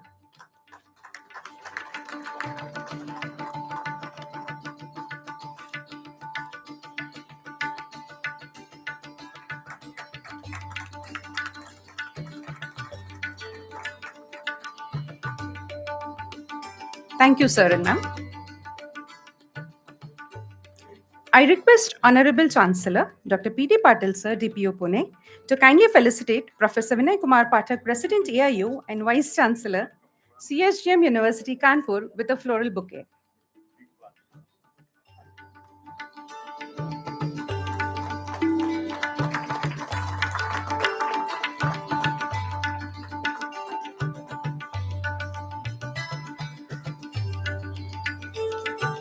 May I request Honorable Pro-Chancellor Dr. Bhagyashree Patil Madam, DPO Pune, to kindly felicitate Dr. Mrs. Pankaj Mittal, Secretary General AIU, with a floral bouquet.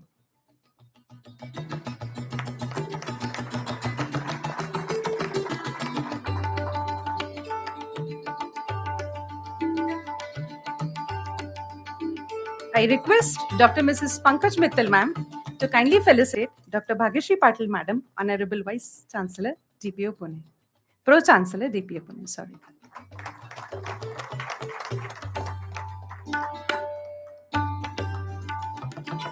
Now request. Yeah. But I now request Professor Vinay Kumar Pathak, President AIU, and Dr. Mrs. Pankaj Mittal to kindly felicitate Dr. Smita Jadhav, Pro Vice Chancellor, DPO Pune.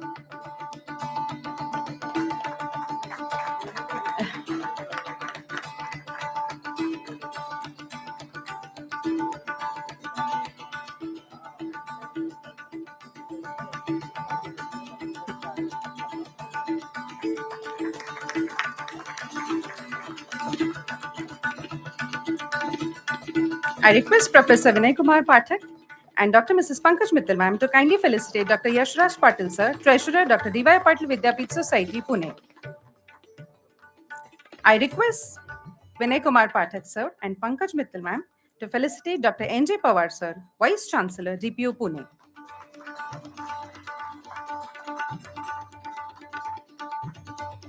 I request sir and ma'am to felicitate Dr. J.S. Bhavarkar, Registrar, DPU Pune.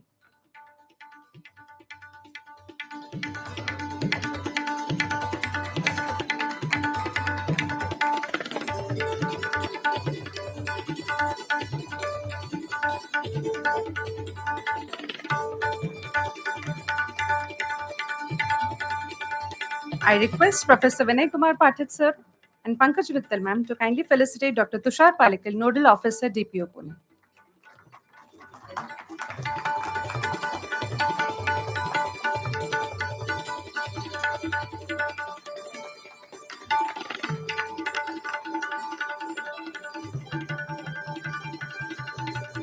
I am honored to request Honorable Pro-Chancellor Dr. Bhagyashree Patil Madam, DPO Pune, to kindly felicitate Dr. Mamta Rani Agarwal, Additional Secretary, AIU.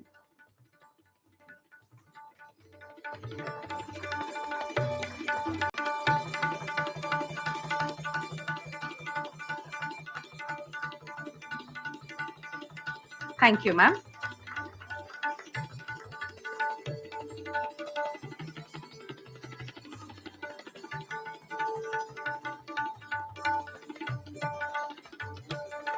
I request Honorable Chancellor Dr. P.D. Patil sir, TPO Pune, to felicitate Dr. Alok Kumar Mishra, Joint Secretary.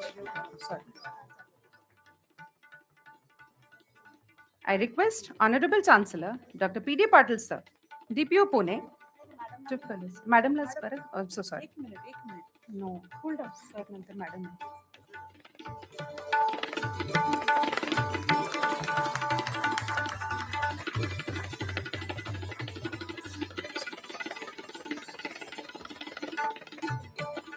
Sorry. I request Honorable Chancellor Dr. P.D. Patil sir, DPO Pune, to felicitate Dr. Alok Kumar Mishra, Joint Secretary, AIU.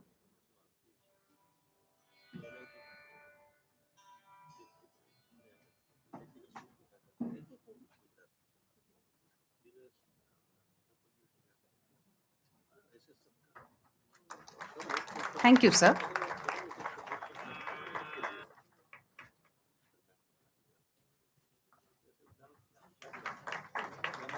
500 preloaded गानों वाला keypad phone धमाकेदार sound के साथ कारवा mobile.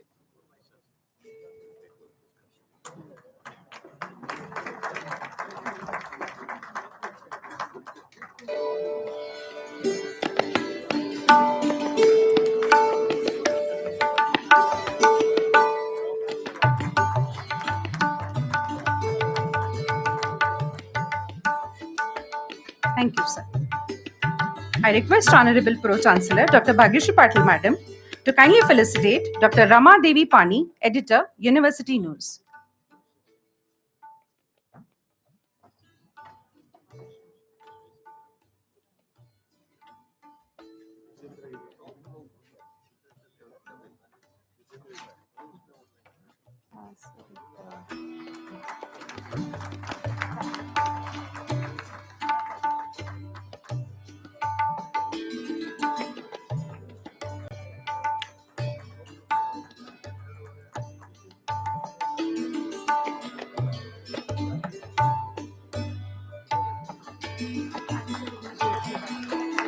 Thank you, ma'am.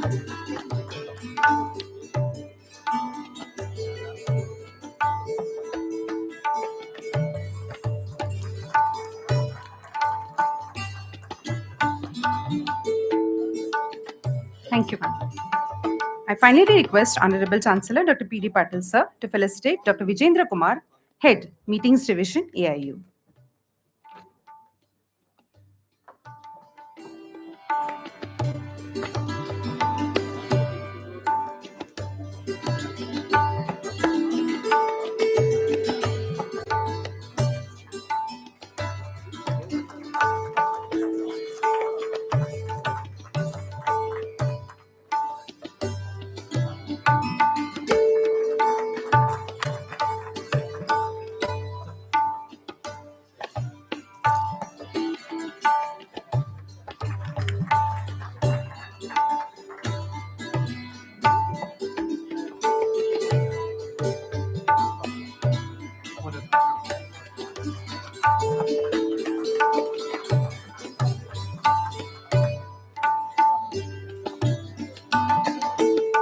Thank you, sir. It is now my distinct privilege to invite Dr. N.J. Pawar, sir, Vice Chancellor, Dr. D.Y. Patil Vidyapeeth, Pune, to deliver the welcome address to the August gathering.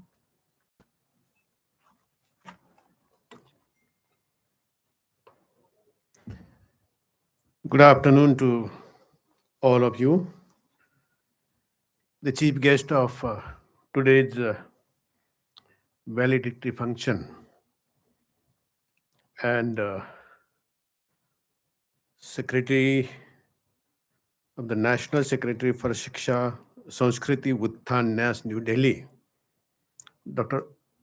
Atul Kothari ji, the Chancellor of Dr. D.Y. Patil Vidyapeeth, Honorable Dr. P.D. Patil ji, the Pro-Chancellor of Dr. D.Y. Patil Vidyapeeth, Dr. Mrs. Bhagyashree Patil Madam ji, मंच पर विराजमान professor Vinay Kumar Pathak ji, honourable president AIU, doctor Mrs Pankaj Mittal ji, secretary general to AIU,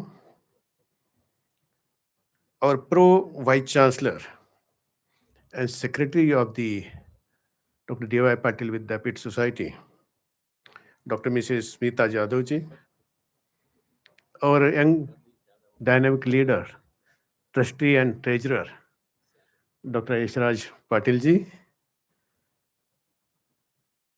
We also have with us team of AIU, right from Mamta Rani ji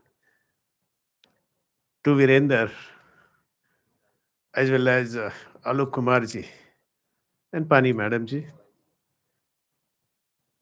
I have been strongly supported by my team. I will not be able to name all my colleagues, but I must make mention of Dr. Bhavalkar ji as well as Dr. Tushal Palekar ji, who headed the whole team. Esteemed dignitaries, Vice Chancellors, faculty members, ladies and gentlemen. It gives me immense pleasure and deep sense of honor to extend warm and cordial welcome to each one of you and all the esteemed dignitaries on the dais for this particular valedictory session of 100th AIU Annual General Meet and Annual Conference of Vice Chancellors. We had a great honor as Dr. D.Y. Patil Vidyapith Fraternity to host this particular centenary event. And we are indeed very happy to express deep sense of gratitude towards Mittal Madam ji and Pathak ji for having supported us for last more than a year. And therefore, on behalf of Dr. D.Y. Patil Vidyapith, I extend warm welcome to Dr. Atul Kumar Kothari ji as well as AIU officials and all our dignitaries from Dr. D.Y. Patil Vidyapith. We are truly privileged that we have amongst us today Honorable Chief Guest Dr. Atul Kumar Kothari ji. None other than him has made contributions towards the educational thoughts and policy which are highly significant and deeply impactful. Sir, on behalf of Dr. D.Y. Patil Vidyapith, I extend warm welcome to you.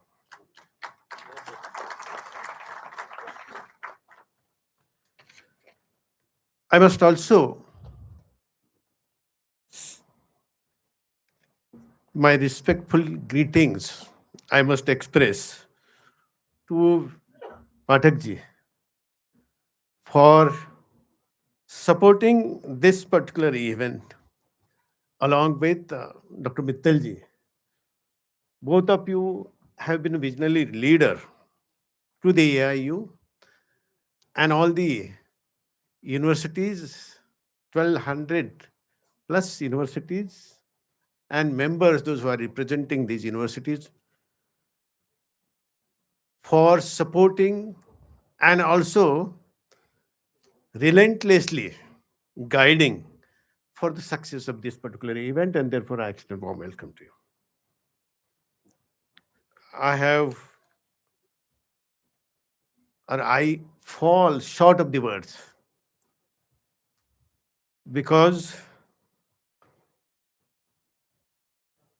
Dr. P.D. Patil sir, who is a Chancellor of Dr. D.Y. Patil Vidyapith, he has been, along with the Pro-Chancellor Bhagyasritai Patil Madam, both of them have been constant source of encouragement, visionary leadership, inspiration, guidance, support at all stages of this particular organization of the event. And therefore, on behalf of all the DPU family, I extend warm welcome to all of them. Over the past 3 days, we all have been discussing, deliberating on the theme of this particular conference, shaping self-reliant Bharat through knowledge and innovation. And this has witnessed thought-provoking deliberations, discussions, and also meaningful exchanges of ideas amongst all the academic leaders representing the whole nation, and also some of the leaders, those who have come from abroad, also the policymakers, and also some of the experts and thinkers from various walks of life. The technical sessions that we conducted, special interactions that we have had, all of them, they have provided comprehensive platform by way of this centenary conference to deliberate on critical themes such as sustainability, entrepreneurship, internationalization, healthcare, and emerging technologies in the higher education. These discussions have not only broadened our perspective, but also have laid strong foundation for future collaborations and policy directions. I'm grateful to all the vice chancellors, distinguished speakers, international delegates for participating in this particular event. As we gather here today for this particular valedictory section, we look forward for reflecting upon the key outcomes. I remember yesterday's last session that we conducted, which was more oriented towards the role of universities in shaping the self-reliant Bharat. I would like to bring to the notice of Honorable Chief Guest of today's function, Atulji, that this need has been felt because right from the 11th century, we have been invaded by several invaders. And therefore, we have not only the invasion in terms of expanding the boundaries of the kingdom, but the invaders are in the form of cultural invasion. Invasions are in the form of linguistic invasions, religious invasions, and finally, towards the 18th century, we also had a technological invasions. All this particular 700-800 years of our history has impacted the very personality of each and every individual in this country. Loss of self-esteem, loss of self-pride, and therefore we need to come out of it. I will speak something in Hindi. We have to come out of this suppressed, depressed kind of समाज की मानसिकता हमारी जो suppressed है, depressed है, उसको उन्नत बनाने के लिए शेपिंग सेल्फ रिलायंट भारत जैसे थीम्स की जरूरत है. मैं इतना कहूँगा कि एज ए यूनिवर्सिटी हमारे यहाँ बच्चे आते हैं सर. हायर एजुकेशन संस्थान है हमारा. Tertiary education is a final stage. इसमें हमारे जो बच्चे आते हैं, we consider them as birds. एक मराठी में भावगीत है, उसका मीनिंग मैं बताना चाहूंगा बाद में. जगदीश खेबुड़कर जी करके बहुत जाने माने लेखक थे. वो भावगीत लिखते थे और उसको संगीतबद्ध भी किया था. वसंत पवार जी ने संगीतबद्ध किया था. इसका दो ही मैं लाइंस आपको बताना चाहूंगा. ये बच्चे कैसे होते हैं. एक बार पंखावरुनी फिरो तुझा हात, शेवटचे घरटे माझे तुझ्या अंगणात. ऑल दीज स्टूडेंट्स, ये सब बच्चे आते हैं, वो अपना एक सपना लेके आते हैं, अपनी कुछ एस्पायरेशंस लेके इधर आते हैं. उनका एस्पायरेशन रहता है कि it is the final stage of my education, tertiary education. इसके बाद में ये 4 साल का घोंसला मैं इधर बनाऊंगा, इसी प्रीमाइसेस में बनाऊंगा, और मेरे जो पंख है, मेरे पर है, उसको ताकत देने की ये संस्था काम करती है. वो अध्यापकों के माध्यम से होती है, सोई सुविधा के माध्यम से होते हैं, मैनेजमेंट के सपोर्ट से माध्यम से होते हैं. और इनको जब पर में ताकत आती है, उनमें उड़ने की क्षमता देने का काम ये विश्वविद्यालय करता है. हमारे लिए इसका मीनिंग बहुत ज्यादा होता है. लेकिन मैंने कहा कि all this is because of the students. We are shaping the mindset of the students. We want to see that Whatever separation, depression that we have gone through, let us forget about it. But now empower that element, which is the youth of this particular country, in terms of self-esteem, self-pride, and then they will go with the courage and confidence to face the outside world. That is the intention with we have been training the students. हमारे अध्यापक लोग self pride, self esteem उनमें inculcate करते हैं. The very purpose of the education is to create self esteem, self pride, so that automatically आप depress suppress मानसिकता से निकल के बाहर आओगे और एक उन्नत समाज की निर्मित करोगे. मेरे ख्याल से Dr. D.Y. Patil Vidyapith for last many years. And I must acknowledge that the creator of this particular educational complex, Dr. P.D. Patil, as well as Bhagisita Patil Madam ji, all of them, they have supporting, guiding each one of us in terms of seeing that this dream comes true. I think with these few words, I would like to once again extend warm welcome to all of you and also to all the fellow vice chancellors for making it convenient to see to it that this particular event becomes successful. Once again, warm welcome to all of you. Thank you very much.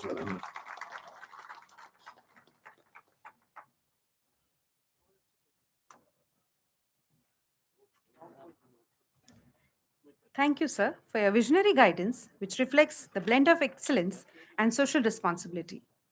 We now arrive at a significant moment in today's proceedings, which is the presentation of the report, a testament to its unwavering commitment to academic excellence, innovation, and societal impact. This report encapsulates the milestones and achievements that we have acquired. I request Dr. J.S. Bhavarkar, sir, Registrar, Dr. D.Y. Patil Vidyapith, to present the report.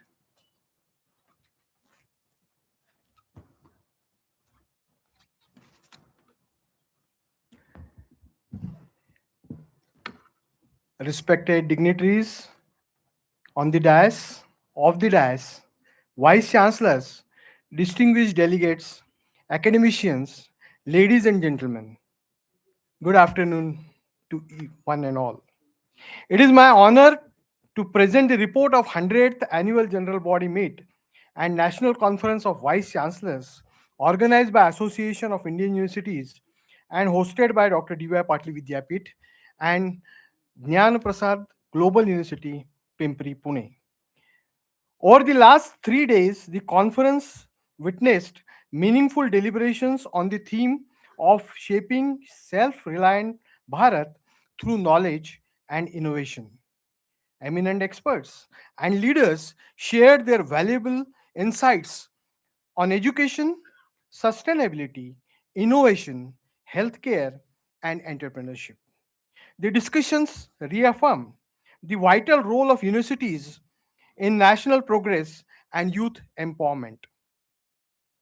I now take the privilege of presenting the conference report, highlighting its key recommendations and outcomes. The conference was structured into 15 sessions, including 5 technical sessions, 3 interactive sessions, 5 lectures, briefings, open sessions, and 2 ceremonial sessions. The day 1, that is on 28th of April, started with interacting session for partners, sponsors, edutech companies. This session enabled meaningful industry academia dialogues. The representatives from Google, Veer Softtech, Mastersoft, ERP, D2L India Private Limited, Merito, No Paper Form Solutions Limited, and Genomedics Pharma Private Limited presented innovative solutions for education, management, and healthcare sectors. The chief guest for the inaugural session, Honorable Governor of Maharashtra, Sri Jishnudev Varmaji, inaugurated the proceedings.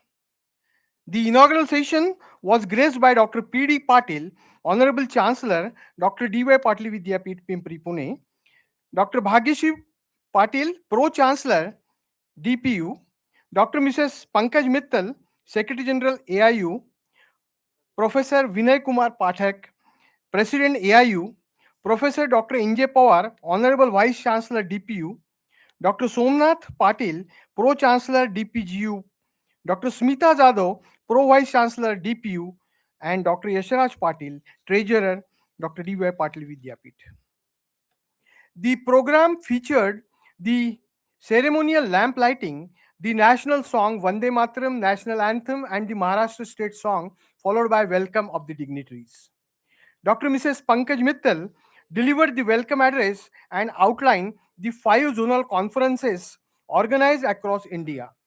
Important publications, including the University News AIU Special Issue, a book on AIU history titled Association of Indian Universities, A Century of Evolution, Transformation and Leadership, and the book on Transformative Higher Education, 2047, were formally released by Honorable Governor.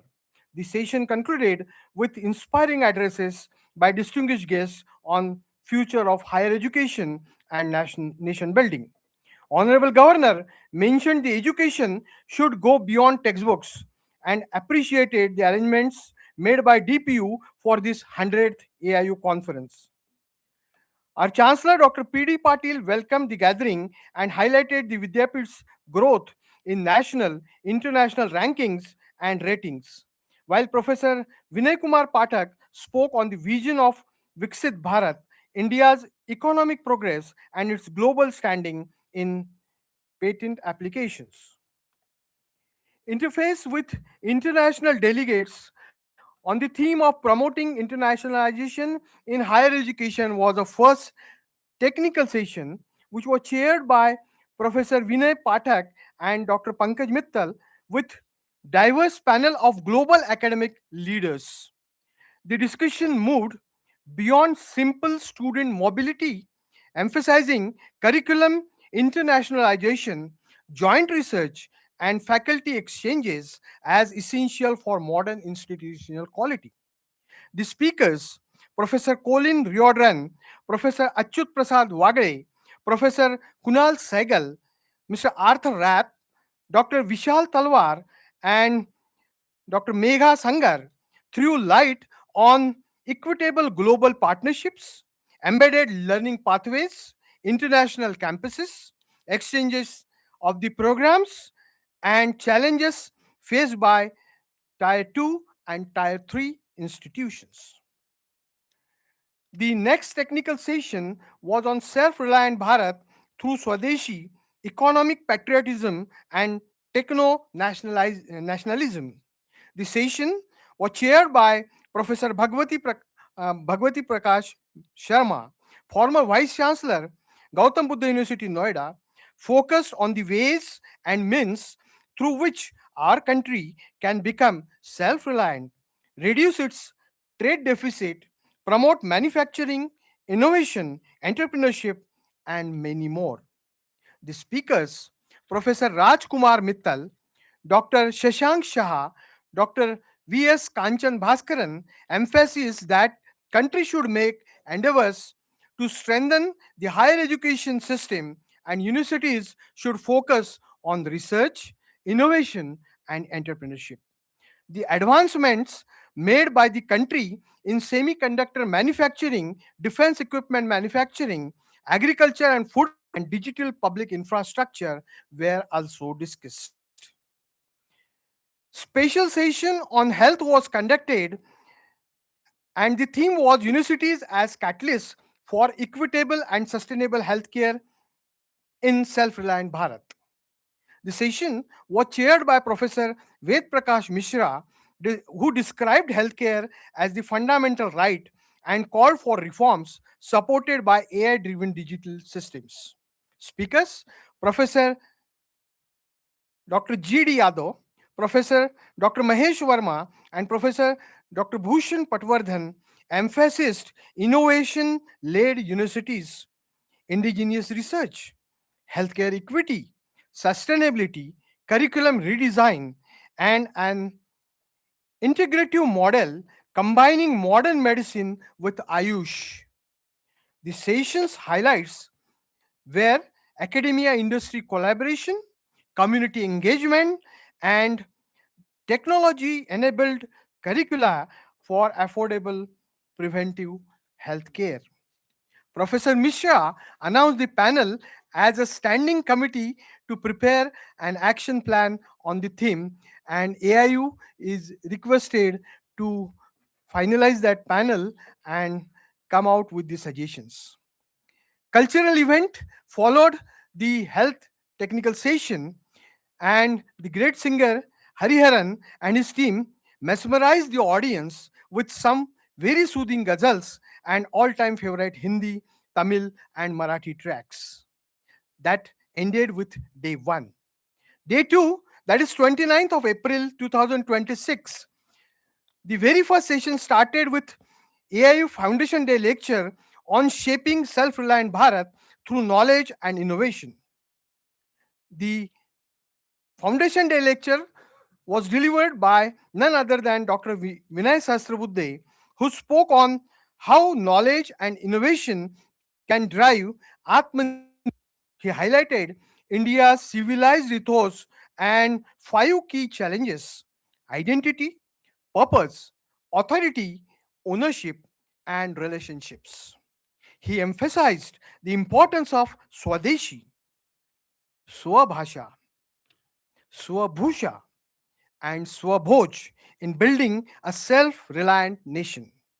The role of National Education Policy 2020, AI driven curriculum, global trends, and scientific documentation in national development were also underlined by him.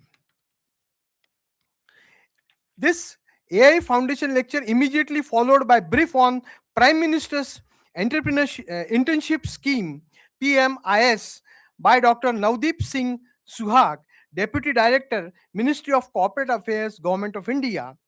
And this was very intellectual session where the interns from our institution also attended, and they were given the brief on how to learn while learning how to earn.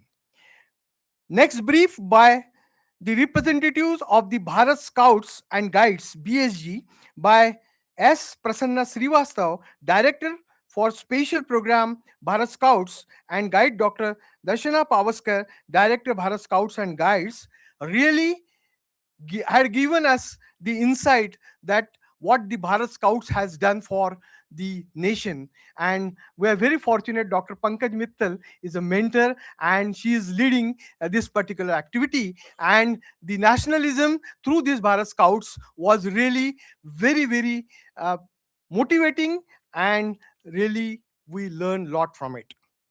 The next technical session was on promoting sustainability, social responsibilities in higher educational institutions. The session was chaired by Professor B.R. Kamboj with insightful contributions from Professor Vimal Y., Professor C. Muthamizil Chevalam, and Professor B.K. Ravi. The speakers emphasized that achieving sustainability requires a holistic approach involving active collaboration among students, faculty, and communities. They highlighted green campuses as living laboratories and stressed the uplifting anchor and tribal institutions. The session concluded with a strong message: integrate, don't isolate. Partner with purpose, make campuses living laboratories. The next technical session 3 was on promoting entrepreneurship and startups in higher education institutions. The session was chaired by Professor Dr. Gautam Sutradhar.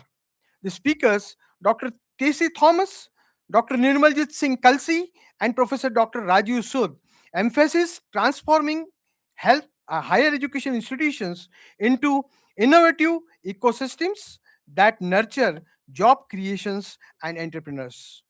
The session highlighted apprenticeship programs, skill based education, incubation centers, rural innovation, and low risk nano and micro enterprises.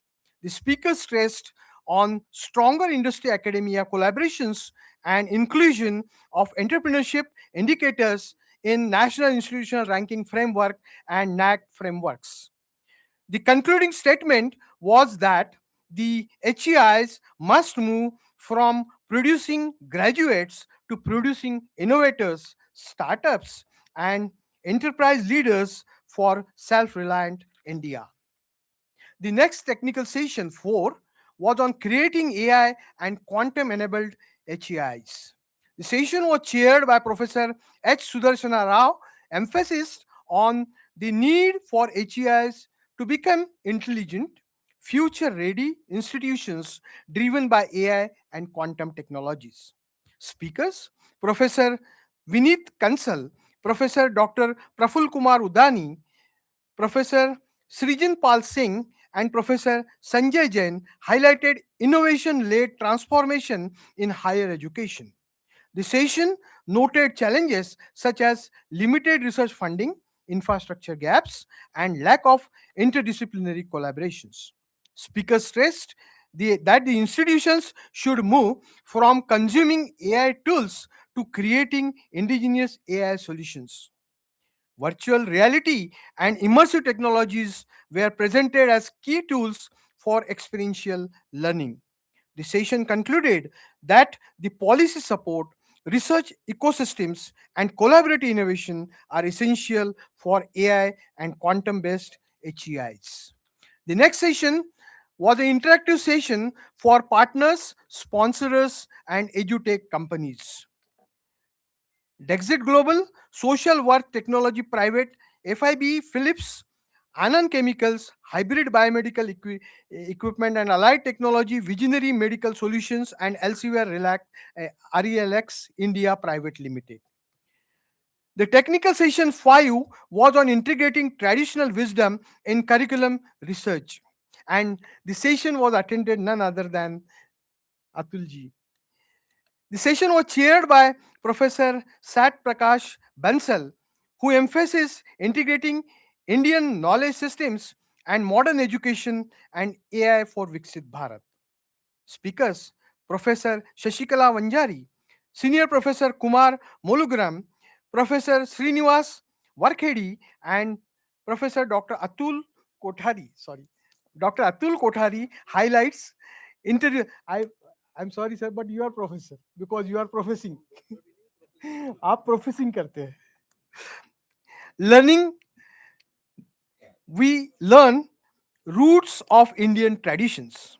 The speaker's emphasis on integrating of Gyan and Pragya. The need for holistic, innovation-driven education aligned with National Education Policy 2020, and the session advocated concepts like Gurukulization and Bharatiya Gyan Parampara for value-based education. Importance of teachers as facilitators, experiential learning, balanced practical and theoretical approaches, and interdisciplinary research was also highlighted during the session. The conclusion was with the vision of nurturing skilled, value based, and socially responsible graduates are to be produced for Viksit Bharat 2047. This ended the day 2, and today is day 3, that is 30th April 2026. We attended an open session on Viksit Bharat Shiksha Adhishtan VBSA Bill 2025. Professor Dr.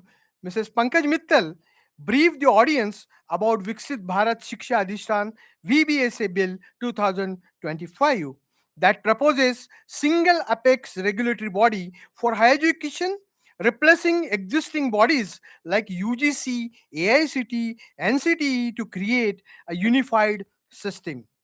The bill seeks to streamline regulations, accreditations, and academic standards through unified structured aligned with the National Education Policy 2020. It promotes institutional autonomy, quality enhancement, and digital governance in higher education. The participant vice chancellors gave their input by suggesting augmentation of research budget, inclusivity in the bill by incorporating all councils and state universities. The delegates suggested that AIU should also be consulted for inputs to JPC, to which panel confirmed a provision already in line. The next session was AIU General Session and AIU Business Session, which was chaired by Professor Vinay Kumar Pathak and co-chaired by Pankaj Mittal ma'am.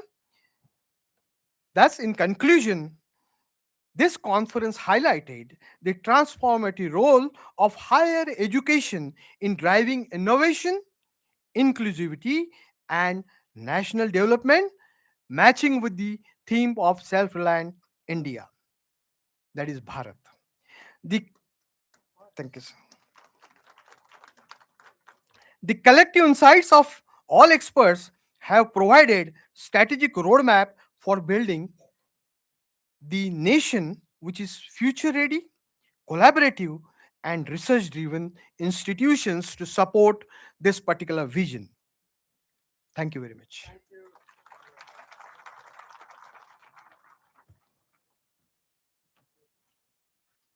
Thank you, sir, for the detailed report. I am now excited to announce the results of winners of the Best Practices Poster Presentation Competition. I request respected chief guest and dignitaries on dais to kindly join for the felicitation of the winners. The third prize is awarded on a shared basis to Central University of Kashmir, Jammu and Kashmir, and Rajiv Gandhi University, Arunachal Pradesh. I request the winners to kindly come on dais to collect their certificates.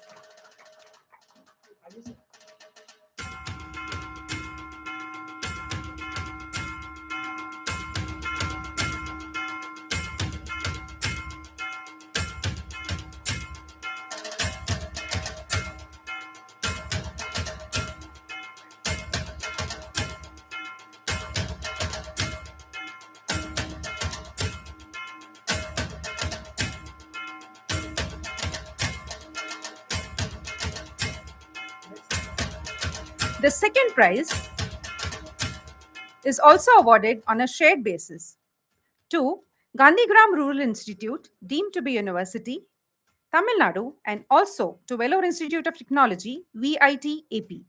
I request the winners to kindly come on stage and collect their certificates.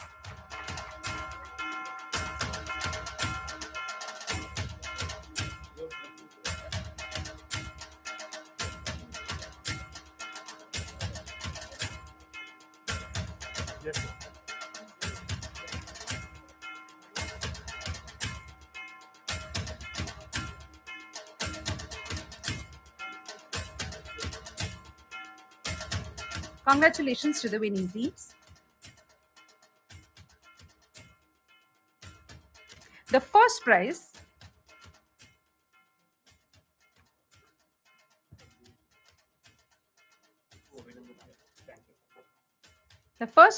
is awarded to Guru Gobind Singh Indraprastha University, Delhi. I request the winner to kindly come on stage and collect the certificate. We congratulate all the winners of the competition. Thank you, ma'am and sir.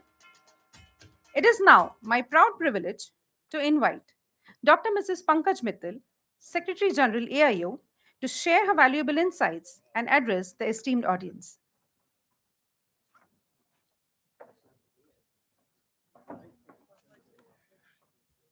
नमस्कार, प्रणाम। आज के समापन समारोह के मुख्य अध्यक्ष doctor Atul Kothari ji, secretary Shiksha Sanskriti Utthan Nyas, इस यूनिवर्सिटी के chancellor doctor PD Patil ji, AIU के president doctor Vinay Pathak ji, university की pro chancellor dynamic doctor Bhagyashree Patil ji, vice chancellor doctor NJ Pawar ji, Smita Jadhav, I call her running queen because she's always running and accomplishing everything. Dr. Smita Jadhav ji and Dr. Yashraj ji, registrar जिन्होंने अभी अभी आपके सामने report पढ़ा. All the esteemed vice chancellors, the entire D.Y. Patil University team, the entire AIU team, especially the coordinators Dr. Palekar and Dr. Vijender, all the faculty members, a very warm welcome to the valedictory session of the AIU 100th National Conference and AGM. सबसे पहले मैं धन्यवाद देना चाहूँगी DY Patil university का, उनकी पूरी team का, right from doctor PD Patil ji. इस यूनिवर्सिटी में हम तो हर साल ही कॉन्फ्रेंस करते हैं, बहुत सारी कॉन्फ्रेंसेस करते हैं, और जिस तरह का इन्वॉल्वमेंट मैंने चांसलर साहब का खुद का देखा, मतलब I have rarely scene doctor Patil her session में वो वहाँ पे मौजूद थे, हर चीज़ को गाइड कर रहे थे, और उनकी पूरी फैमिली एज इफ कि उनकी पूरी फैमिली का कुछ फंक्शन हो रहा है, कुछ घर में शादी हो रही है, उस तरीके से पूरी की पूरी फैमिली, इस तरीके से इन्होंने उस पूरी कॉन्फ्रेंस को देखा, not as a event of AIU but a event of DY Patil university. So thank you very much, and especially to Dr. Pawar. He has been talking to me for almost 3 months. Madam, iska kya karna hai, iska kya karna hai. Matlab, he didn't want to leave even a slightest thing untouched. For a very, very small thing, minutest details mein he went and he delivered everything. So thank you, Pawar sir, for taking it as a personal event of DPU, and the facilities which were extended, I'm sure everybody was looked after very well. A personal care was given to everybody. हर एक को एक personal shadow, means liaison officer was also there. So thanks to DY Patil University for hosting it in such a grand way. And this was very, very special for us because this was the 100th conference of AIU, and 100 means a very, very special meaning to any institution. हमने यहाँ पे 2 किताबें release की थी, one was transformative higher education, हम वो किताब आप सबको भेजेंगे, और दूसरी की थी हिस्ट्री ऑफ AIU. तो मेरी रिक्वेस्ट है कि आप अपने पर्सनल उसमें या आपकी लाइब्रेरी में इन दोनों बुक्स को ज़रूर रखिएगा, क्योंकि ये दोनों की दोनों किताबें हम maybe within 15 days we'll be sending both the books to you. तो बहुत आपके prized possessions जिसको कहते हैं ना, बहुत ही important documents आपके लिए रहने वाले, especially ये जो history of AIU को, इसमें हमने लिखा है 100 years of AIU की history में कैसे AIU बना और कैसे उसने 100 साल की जर्नी पूरी की, पूरा का पूरा उस बुक में है. तो ये आप लोग के लिए बहुत अच्छा होगा. और दूसरी जो इम्पोर्टेंट चीज़, आप सबको एक AIU का फ्लैग मिला होगा, बड़ा वाला भी और छोटा वाला भी, छोटा वाला टेबल के सामने और बड़ा वाला टेबल के पीछे.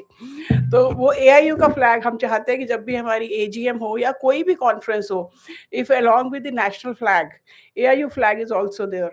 So we will be very happy, and it will be like you are our members. So that family feeling, that belongingness feeling will be there. The type of belongingness which we saw in every faculty member of DPU. I mean, again, मैं फिर से congratulate इसलिए करूँगी कि कभी-कभी ऐसा होता है कि इंस्टीट्यूशन में जो वर्कर्स या जो स्टाफ है या जो फैकल्टी है, they work like as if it is their professional duty है, ये काम करना है, मुझे उसकी तनख्वाह मिलती है इसलिए काम करना है. पर इस इंस्टीट्यूशन में मैंने देखा कि हर एक को ऐसा लग रहा था कि मेरा अपना इवेंट है, यूनिवर्सिटी का इवेंट नहीं है, AIU का इवेंट नहीं है, मेरा अपना इवेंट है. तो वो जो बिलोंगिंगनेस जो मुझे दिखाई दी, अब हर एक में, चाहे छोटे से छोटा पानी पिलाने वाला हो या बड़े से बड़ा वाइस चांसलर हो या रजिस्ट्रार हो या फैकल्टी मेंबर्स हो या लाइजन ऑफिसर्स हो, हर एक में जो पर्सनल बिलोंगिंगनेस का फीलिंग था ना, that was very important, and that we should also learn from them कि कैसे किसी भी इवेंट को सक्सेसफुल बनाना है. फाउंडेशन डे लेक्चर हमारा हुआ था डॉक्टर विनय सहस्त्र बुद्धे जी का. ही स्पोक वेरी वेल, पूरा कि कैसे भारत को आत्मनिर्भर बनाना है. पूरी कॉन्फ्रेंस इस पे थी कि भारत को आत्मनिर्भर कैसे बनाना है, कैसे यूनिवर्सिटीज़ उसमें योगदान कर सकती हैं, कैसे इनोवेशन को यूज़ कर सकते हैं, कैसे टेक्नोलॉजी को यूज़ करते हैं. तो बहुत अच्छा लेक्चर उनका रहा. हमारा जो इंटरफेस हुआ इंटरनेशनल बॉडीज़ का, अगेन वो इम्पॉर्टेंट इसलिए भी था कि जैसे अभी बिजनेस सेशन में बहुत सारे लोग पूछ रहे थे कि फंडिंग अपॉर्चुनिटीज़ क्या है. तो आपको बताया गया होगा, यूसिफ ने बताया कि हमारी एक फुल ब्राइट की स्कीम ऑलरेडी अनाउंस हो रखी है. एक फुल ब्राइट की स्कीम अनाउंस होने वाली है एजुकेशनल एडमिनिस्ट्रेटर्स के लिए, फैकल्टी के लिए ऑलरेडी अनाउंस्ड है. इसी तरह डैड ने बहुत सारी फंडिंग अपॉर्चुनिटीज़ बताई, क्या क्या कोलैबोरेशन किया. बाकी जितने भी इंटरनेशनल डेलीगेट्स थे उन्होंने बहुत सारी उनकी खुद की जो अपॉर्चुनिटीज़ वो देते हैं वो बताई. और हमारी जो इन्हीं की जो वेबसाइट है, Indian network for internationalisation of higher education, उसमें भी हम टाइम टू टाइम स्कीम्स डालते रहते हैं, कौन कौन सी स्कीम ओपन है. तो मेरी रिक्वेस्ट है सभी वाइस चांसलर से कि उसको आप देखते रहें, तो आपको पता रहेगा कि कौन कौन सी, चाहे funding opportunity, collaboration opportunity, partnership opportunities, सभी उस पर टाइम टू टाइम आती रहती है. 5 सेशंस हुए अलग अलग कि कैसे equitable and sustainable health care करें। बहुत ही इंपॉर्टेंट जो कॉन्सेप्ट हेल्थ केयर वाले में डॉक्टर वेद प्रकाश मिश्रा जी थे, डॉक्टर भूषण पटवर्धन जी थे। हम लोग हेल्थ केयर को सिक केयर मान लेते हैं। किसी बीमार को ठीक करना is health care, that is sick care, not health care. तो हेल्थ केयर और सिक केयर में डिफरेंशिएशन, तो हमें बीमार ही नहीं पड़ना, ना कि बीमार होने पे उसकी सेवा करना है या उसको केयर देना है। बीमार ही नहीं पड़ना, कैसे उसको हेल्थ केयर, तो हेल्थ केयर का वो वाला नोशन हम लोग के दिमाग में नहीं था। जब भी हम हेल्थ केयर की बात करते हैं तो दिमाग में हॉस्पिटल आता है, बेड्स आते हैं, इलाज आता है, तो that is not health care, that is sick care.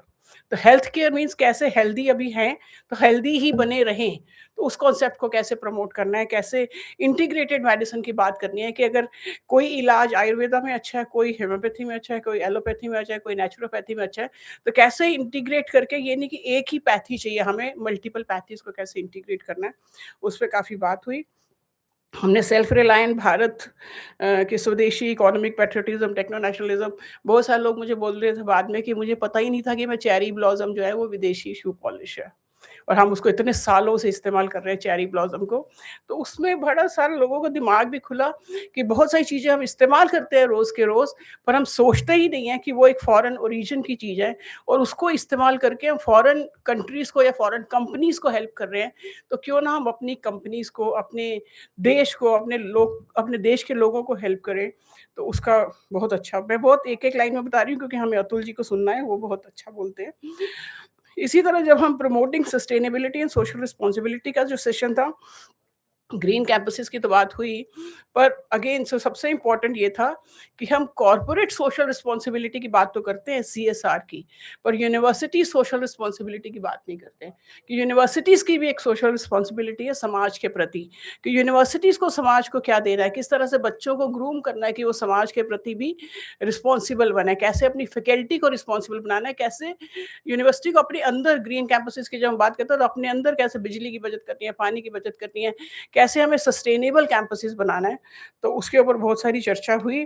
फिर जब हम एंटरप्रेन्योरशिप एंड स्टार्टअप्स की बात कर रहे थे तो कैसे हम स्टार्टअप्स को प्रमोट करें। ये नहीं कि सभी यूनिवर्सिटीज़ में एक प्लेसमेंट सेल हो, बाहर की यूनिवर्सिटीज़ में प्लेसमेंट सेल्स नहीं होते हैं, they don't give placements to the students. हमारे देश में प्लेसमेंट्स का कॉन्सेप्ट है, व्हाट दे डू इज कि हमने बच्चे को कैपेबल बना दिया, जब वो कैपेबल बन गया तो नौकरी ढूंढना उसका काम है। यूनिवर्सिटी का काम नौकरी लगवाना या नौकरी ढूंढना नहीं है, यूनिवर्सिटी का काम है उसको ऐसे स्किल्स देना, उसको एम्प्लॉयबल बनाना, ना कि एम्प्लॉयमेंट देना।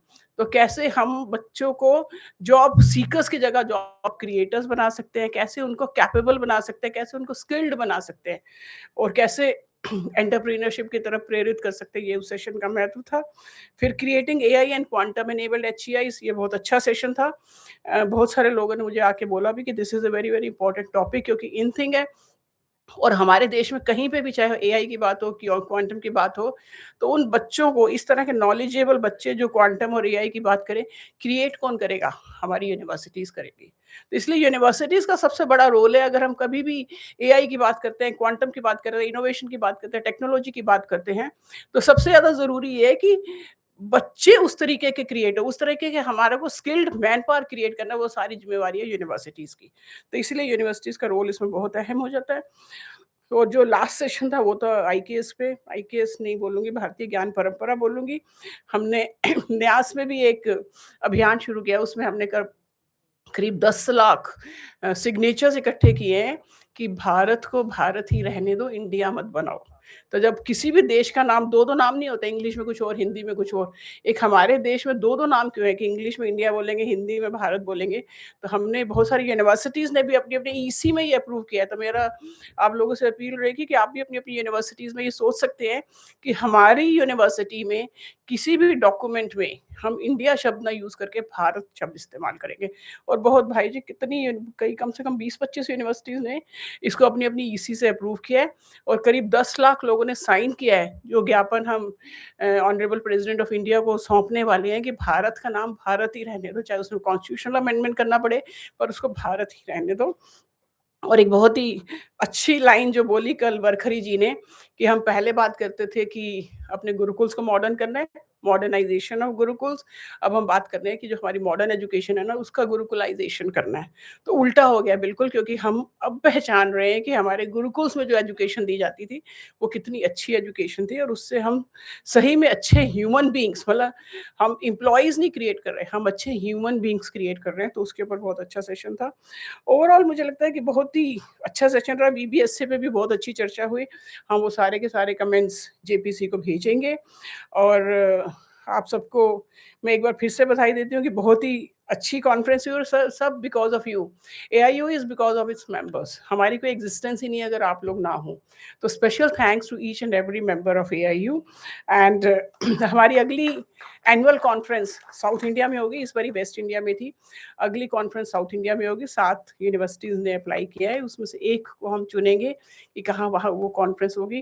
तो अगले साल एनुअल कॉन्फ्रेंस के लिए साउथ इंडिया में आने के लिए अपना मन बना लीजिए, और जल्दी हम डेट्स अनाउंस करेंगे, डेट्स ब्लॉक कर लीजिएगा। And safe travels back to everybody with good memories of this conference and the DY Patil university. Thank you very much. Thank you.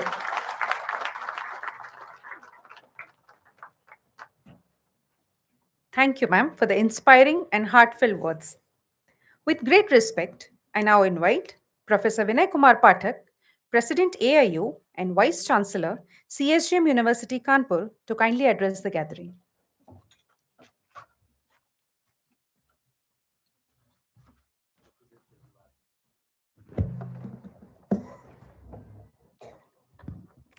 आज के हमारे कार्यक्रम के मुख्य अतिथि और हम सब लोगों को एटलीस्ट 2 कामों में, इन 2 वर्क्स, नेशनल एजुकेशन पॉलिसी और उसके पहले भी values in education and values with education के देने वाले पूरी कंट्री को, ऐसे हम लोग के पथ प्रदर्शक भाई अतुल कोठारी जी। भगवान ने जिनको हम लोगों के लिए 3 दिन के लिए अन्नदाता बनाया और उनको रिस्पॉन्सिबिलिटी दी कि भाई इतने VCs को आपको खाना खिलाना है 3 दिन में, ये सब भगवान की कृपा से मिलता है। ऐसे PD पाटिल जी और उनकी पूरी फैमिली जिन्होंने हम लोगों को काफ़ी अच्छा किया, और उसमें जो हनुमान जी बने पवार साहब, और हनुमान के बिना राम का काम नहीं चलता है, ऐसी हमारी परंपरा है। और हमारे सभी कलीग्स, वाइस चांसलर्स, आज के इस वैलिडेटरी फंक्शन जो कि बहुत अच्छा हुआ, और अभी भाई साहब पूछ रहे थे, and we are seeing an extraordinary rise in the memberships of AIU and the participation in last 2-3 years। और सचमुच AIU ने एक अलग रूप लिया है। AIU की लगातार संख्या बढ़ती जा रही है, like the crude oil prices, right. So मैं 2 बात कहता हूँ क्योंकि भाई साहब को सब कुछ सुनना है, and he is a very very good orator and knows everything. मेरे 2 इम्पॉर्टेंट पॉइंट है कि अगर आज इस समय में 2 बातें जो बहुत अनप्रिडिक्टेबल है पूरे वर्ल्ड के लिए अगर मैं बोलना चाहूँ, तो एक ये कि ट्रम्प अगले मिनट में क्या करेंगे, और दूसरा AI technology will change the world in what way? The first point, it is not in our hand, but the second point, we have to deliberate very very consciously। जब हम अगली साल साउथ में मिलेंगे, so most of our parameters, academics, pedagogies, syllabuses, and if you learn the news, अब जो हम लोग न्यूज़ देख रहे हैं, Google, Oracle, everything are cutting their employees like anything। मैं आपको एक छोटा सा एग्जांपल अपने 2 दिन पहले क्या बताता हूँ कि how the technology is changing. See in affiliating university, the biggest task of a vice chancellor is to make papers and conduct the examinations for lakhs of people। So we had given the examination papers, and आपको पता होगा कि सारे papers जो हैं हम लोग teachers को देते हैं और वो बनाते हैं। That comes very very confidential to us, and the controller takes and give the papers। हमारा केमिस्ट्री का पेपर हुआ तो एक टीचर ने मुझे कॉन्फिडेंशियली फ़ोन किया कि सर ये जो पेपर आया है ये ChatGPT का बना है, and most of the answers जो है वो A आ रहे हैं। सो बिकॉज पीपल अभी टेक्नोलॉजीज को ज़्यादा जानते नहीं, तो वी सेड कि अगर ये न्यूज़पेपर में निकलेगा और क्या है। सो इम्पोर्टेंट थिंग क्या हुआ कि फिर हम लोगों ने सारे कॉन्फिडेंशियल पेपर निकाले, we got our AI team together and we have seen कि फ्यूचर के जो 20 और पेपर्स हैं उनके भी पैरामीटर सिमिलर है। And the kind of thing which is happening कि सपोज मैं क्लास पढ़ा रहा हूँ या पवार साहब पढ़ा रहे या कोई भी पढ़ा रहे,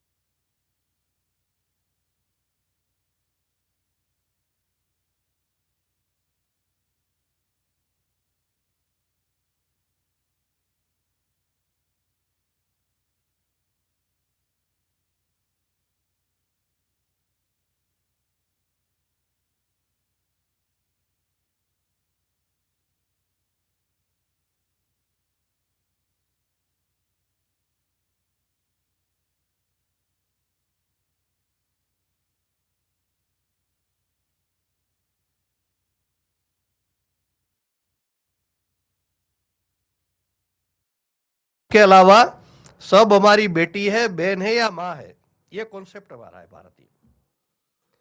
अगर ये कॉन्सेप्ट होगा तो महिलाओं को कोई समस्या नहीं होगी, लेकिन वो कॉन्सेप्ट नहीं चला गया। तो ये दोनों का समन्वय करना, कॉम्बिनेशन करना, ये थ्रू एजुकेशन ही हो सकता है। क्योंकि आज सेंट्रलाइजेशन दिशा में हम आगे बढ़ते हैं, पूरे वर्ल्ड में ये कॉन्सेप्ट है। सस्टेनेबल डेवलपमेंट जब तक नहीं होगा तब तक ये जो माननीय अटल जी ने बात की थी वो उनका सॉल्यूशन नहीं मिलेगा हमको। और वो कॉन्सेप्ट देने का काम की तब तक सस्टेनेबल डेवलपमेंट की दिशा में डेवलपमेंट नहीं होगा। तो इस दृष्टि से जो हमारे सिलेबस करिकुलम का नया जो एक डेवलपमेंट करना है एजुकेशन, तो वहां बैठे हुए लगभग ने कहा कि 10% 15% भी भारतीय नहीं है। ये हमारी चैलेंज है ना, विकसित भारत की ये चैलेंज है हमारे लिए। भारत क्रायोजेनिक इंजन बना सकता है, सुपर कंप्यूटर बना सकता है, तो हमारी लैब के छोटे छोटे इंस्ट्रूमेंट होते हैं वो हम नहीं बना सकते क्या? ये बच्चों को टारगेट देने की जरूरत है, टेक्नोलॉजी के, इंजीनियरिंग के बच्चे। तो हमारे यहाँ इंटेलेक्चुअल लेवल की कोई कमी नहीं है, वर्ल्ड में नंबर 1 है हमारा छात्र, हमारा प्रोफेसर, आचार्य सब। और ऐसा चैलेंजिंग काम हो तो यूथ को बहुत एंजॉय करते हैं काम करने में।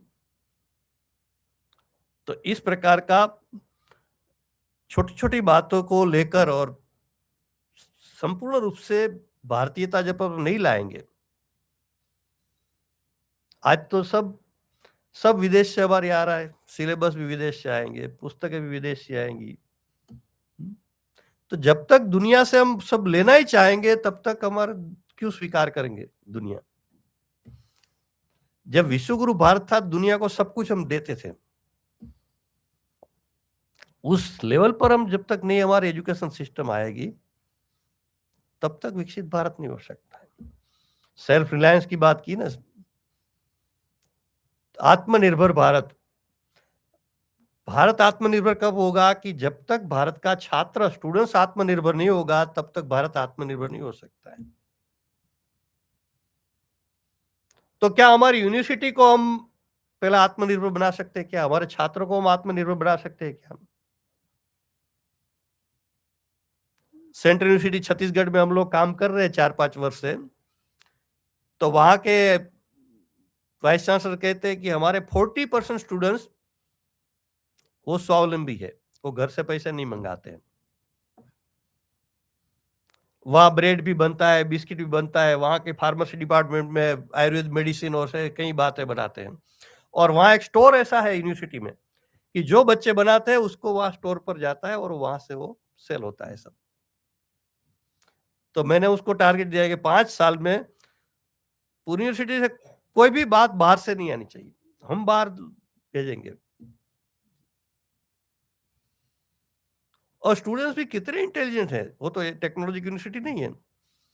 मैं गया था 3 महीने पहले, तो 200 छात्र की एक मीटिंग हुई थी, 200।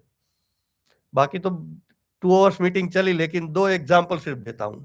एक लड़की खड़ी हुई, उन्होंने कहा हमारा स्टार्टअप है और लास्ट ईयर का हमारा टर्नओवर 9 करोड़ है।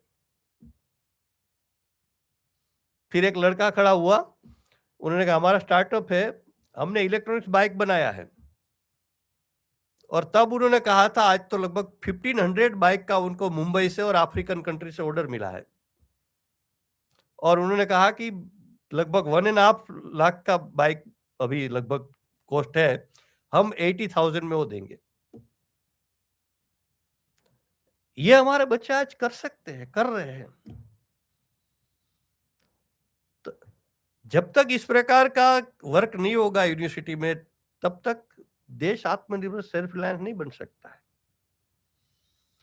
तो ऐसे मॉडल हम खड़ा कर सकते हैं अपनी अपनी यूनिवर्सिटी को क्या? और मैं बड़ी विनम्रता से कहता हूं कि आप खड़े कहिए, मैं नहीं कह रहा हूं, हम ऐसा जो भी कोई कार्य करना चाहता है और हमारे सहयोग की आवश्यकता है तो हम ऐसे सब जगह खड़े रहने के लिए तैयार हैं।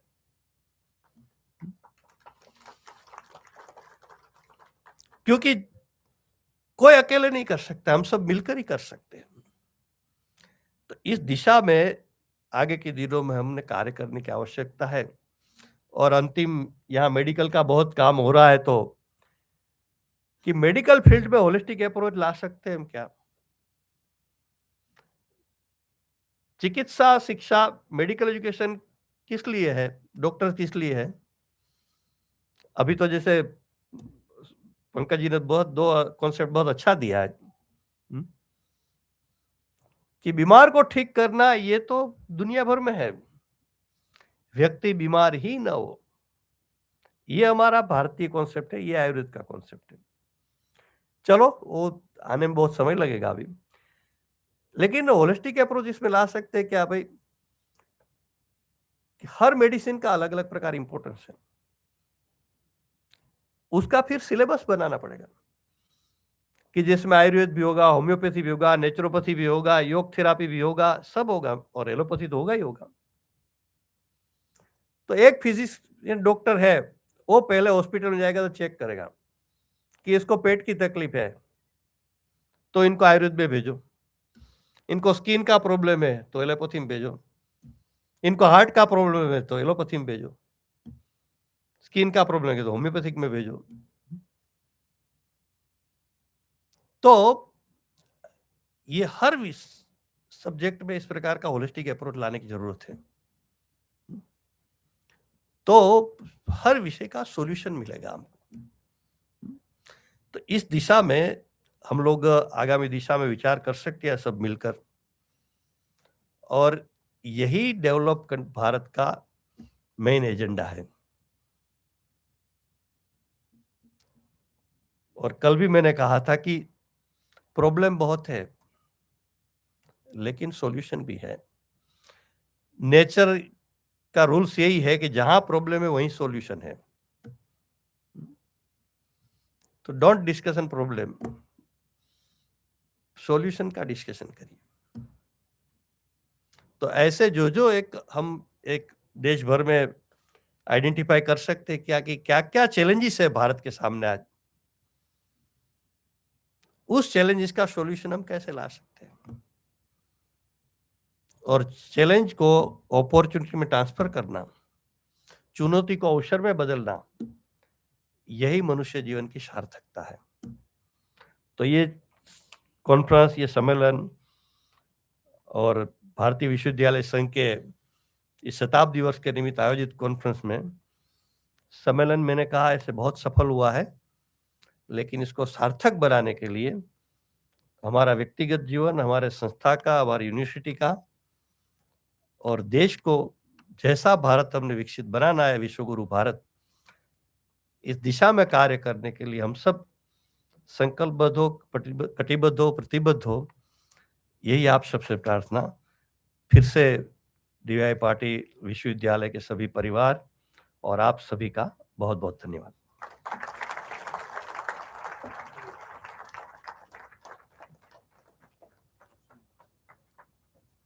शिक्षा सुधारों पर आपके नवाचारी दृष्टिकोण के लिए धन्यवाद sir.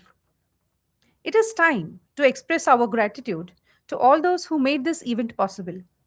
I now invite Dr. Vijendra Kumar, Head, Meetings Division AIU, to deliver the vote of thanks.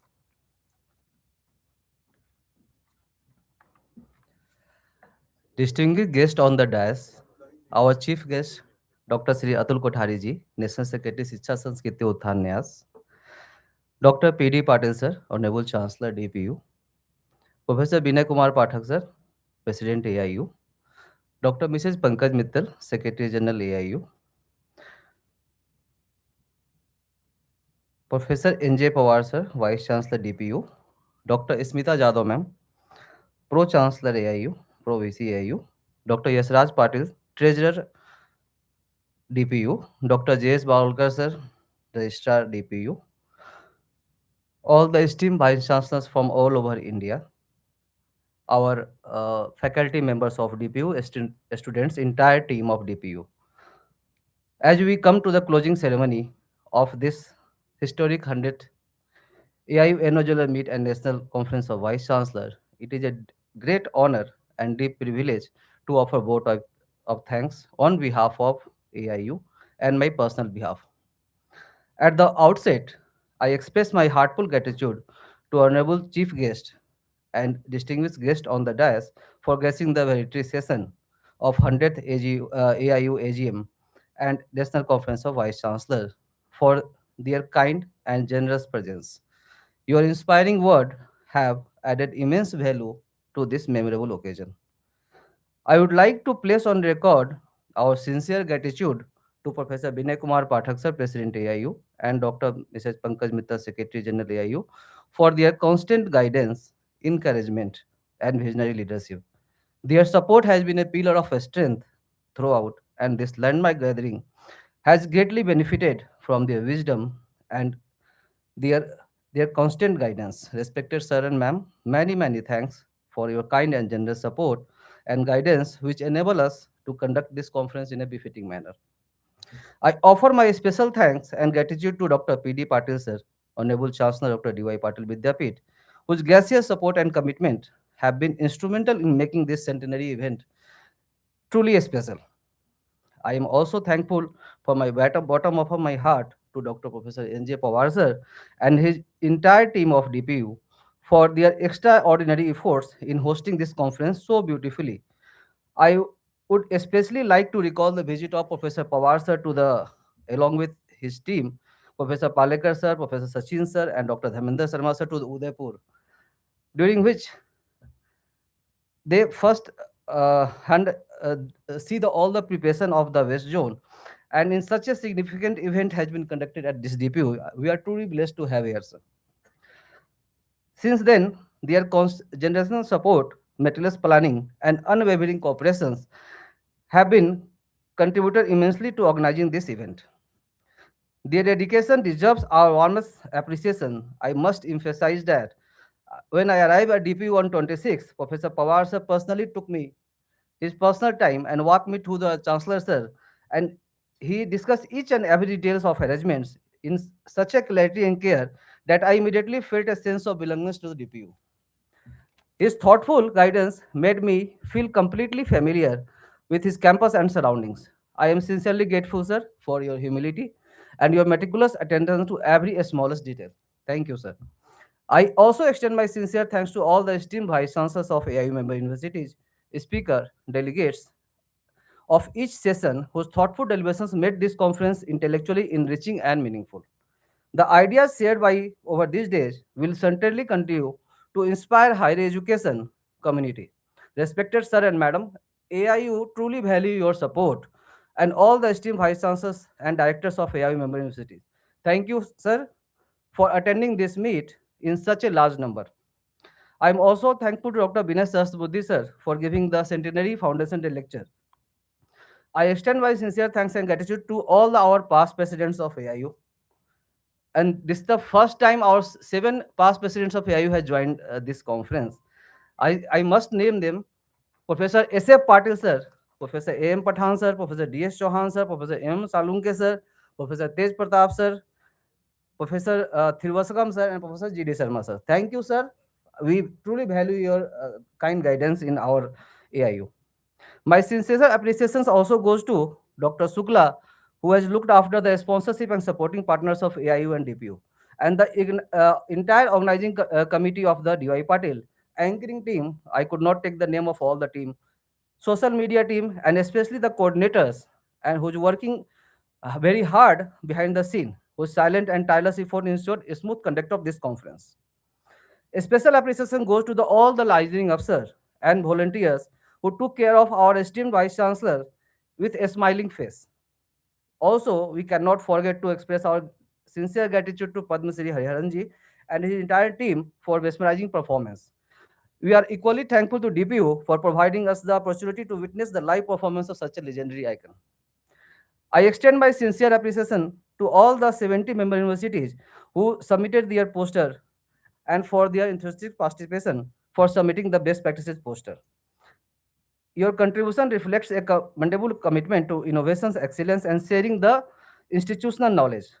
I am equally thankful to our panel of evaluators consist of Professor S.P. Bansal sir, VC Central University of Himachal Pradesh, Professor Sasikala Banchari, VC NIPA, Professor Srinivas Banakheri sir, VC Sanskrit Central Sanskrit University for generously dedicating their valuable time and expertise to assess this submission. Their thoughtful evaluations and academic insight have greatly enriched this quality and credibility of this competition. My special thanks to our own AIU officials, Dr. Mamta Rani Agrawal, Additional Secretary, Dr. Alok Kumar Mishra, Joint Secretary, and Dr. S. Ramadavipani, University News Editor, who are present here. I am also very grateful for their generous support. My special and sincere thanks to all the AIU team, including my own social media team, for their dedicated effort for the AIU AGM. I would like to especially acknowledge Ambika for her outstanding contribution and commitment in ensuring the wide visibility and success of this event. Our sincere thanks are also due to all the supporting partners of AIU and sponsors of DPU for their generous support and valuable contribution towards this successful conduct of conference. हमें जानते हैं एक वेद का एक श्लोक है, ज्ञान विज्ञान समायुक्त स्वावलंबी भारत भवेत नवोमेष प्रदीपन विकास मार्गे प्रकयस। अर्थात ज्ञान और नवाचार से युक्त भारत आत्मनिर्भर बनता है और नए विचार के प्रकाश से विकास का मार्ग अवलोकित होता है। अब हम लोग इस अपने 100th AIU के समावेशन के लास्ट छोर पे हैं। इस लास्ट में अब मैं सभी का दिल से धन्यवाद करता हूं और आप लोग को अगले साल नेक्स्ट AGM में जैसा होगा हम बताएंगे आपको। एंड अगर कोई गलती हो तो करपत्र प्रार्थना है DPU और हमारी तरफ से हमें क्षमा करें। Thank you very much. जय हिंद, जय भारत।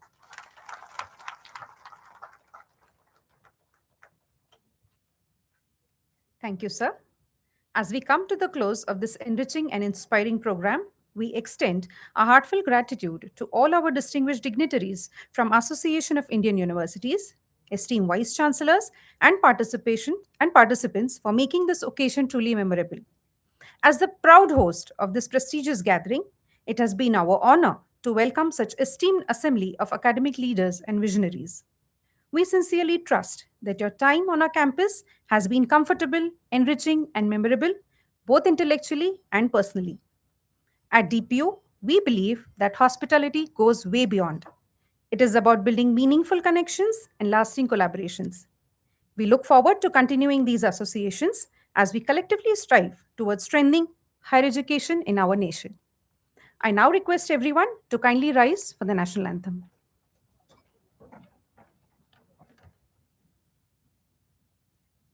जन गण मन अधिनायक जय हे भारत भाग्य विधाता। पंजाब सिंधु गुजरात मराठा द्राविड़ उत्कल गंगा विंध्य हिमाचल यमुना गंगा उत्कल जलधि तरंगा।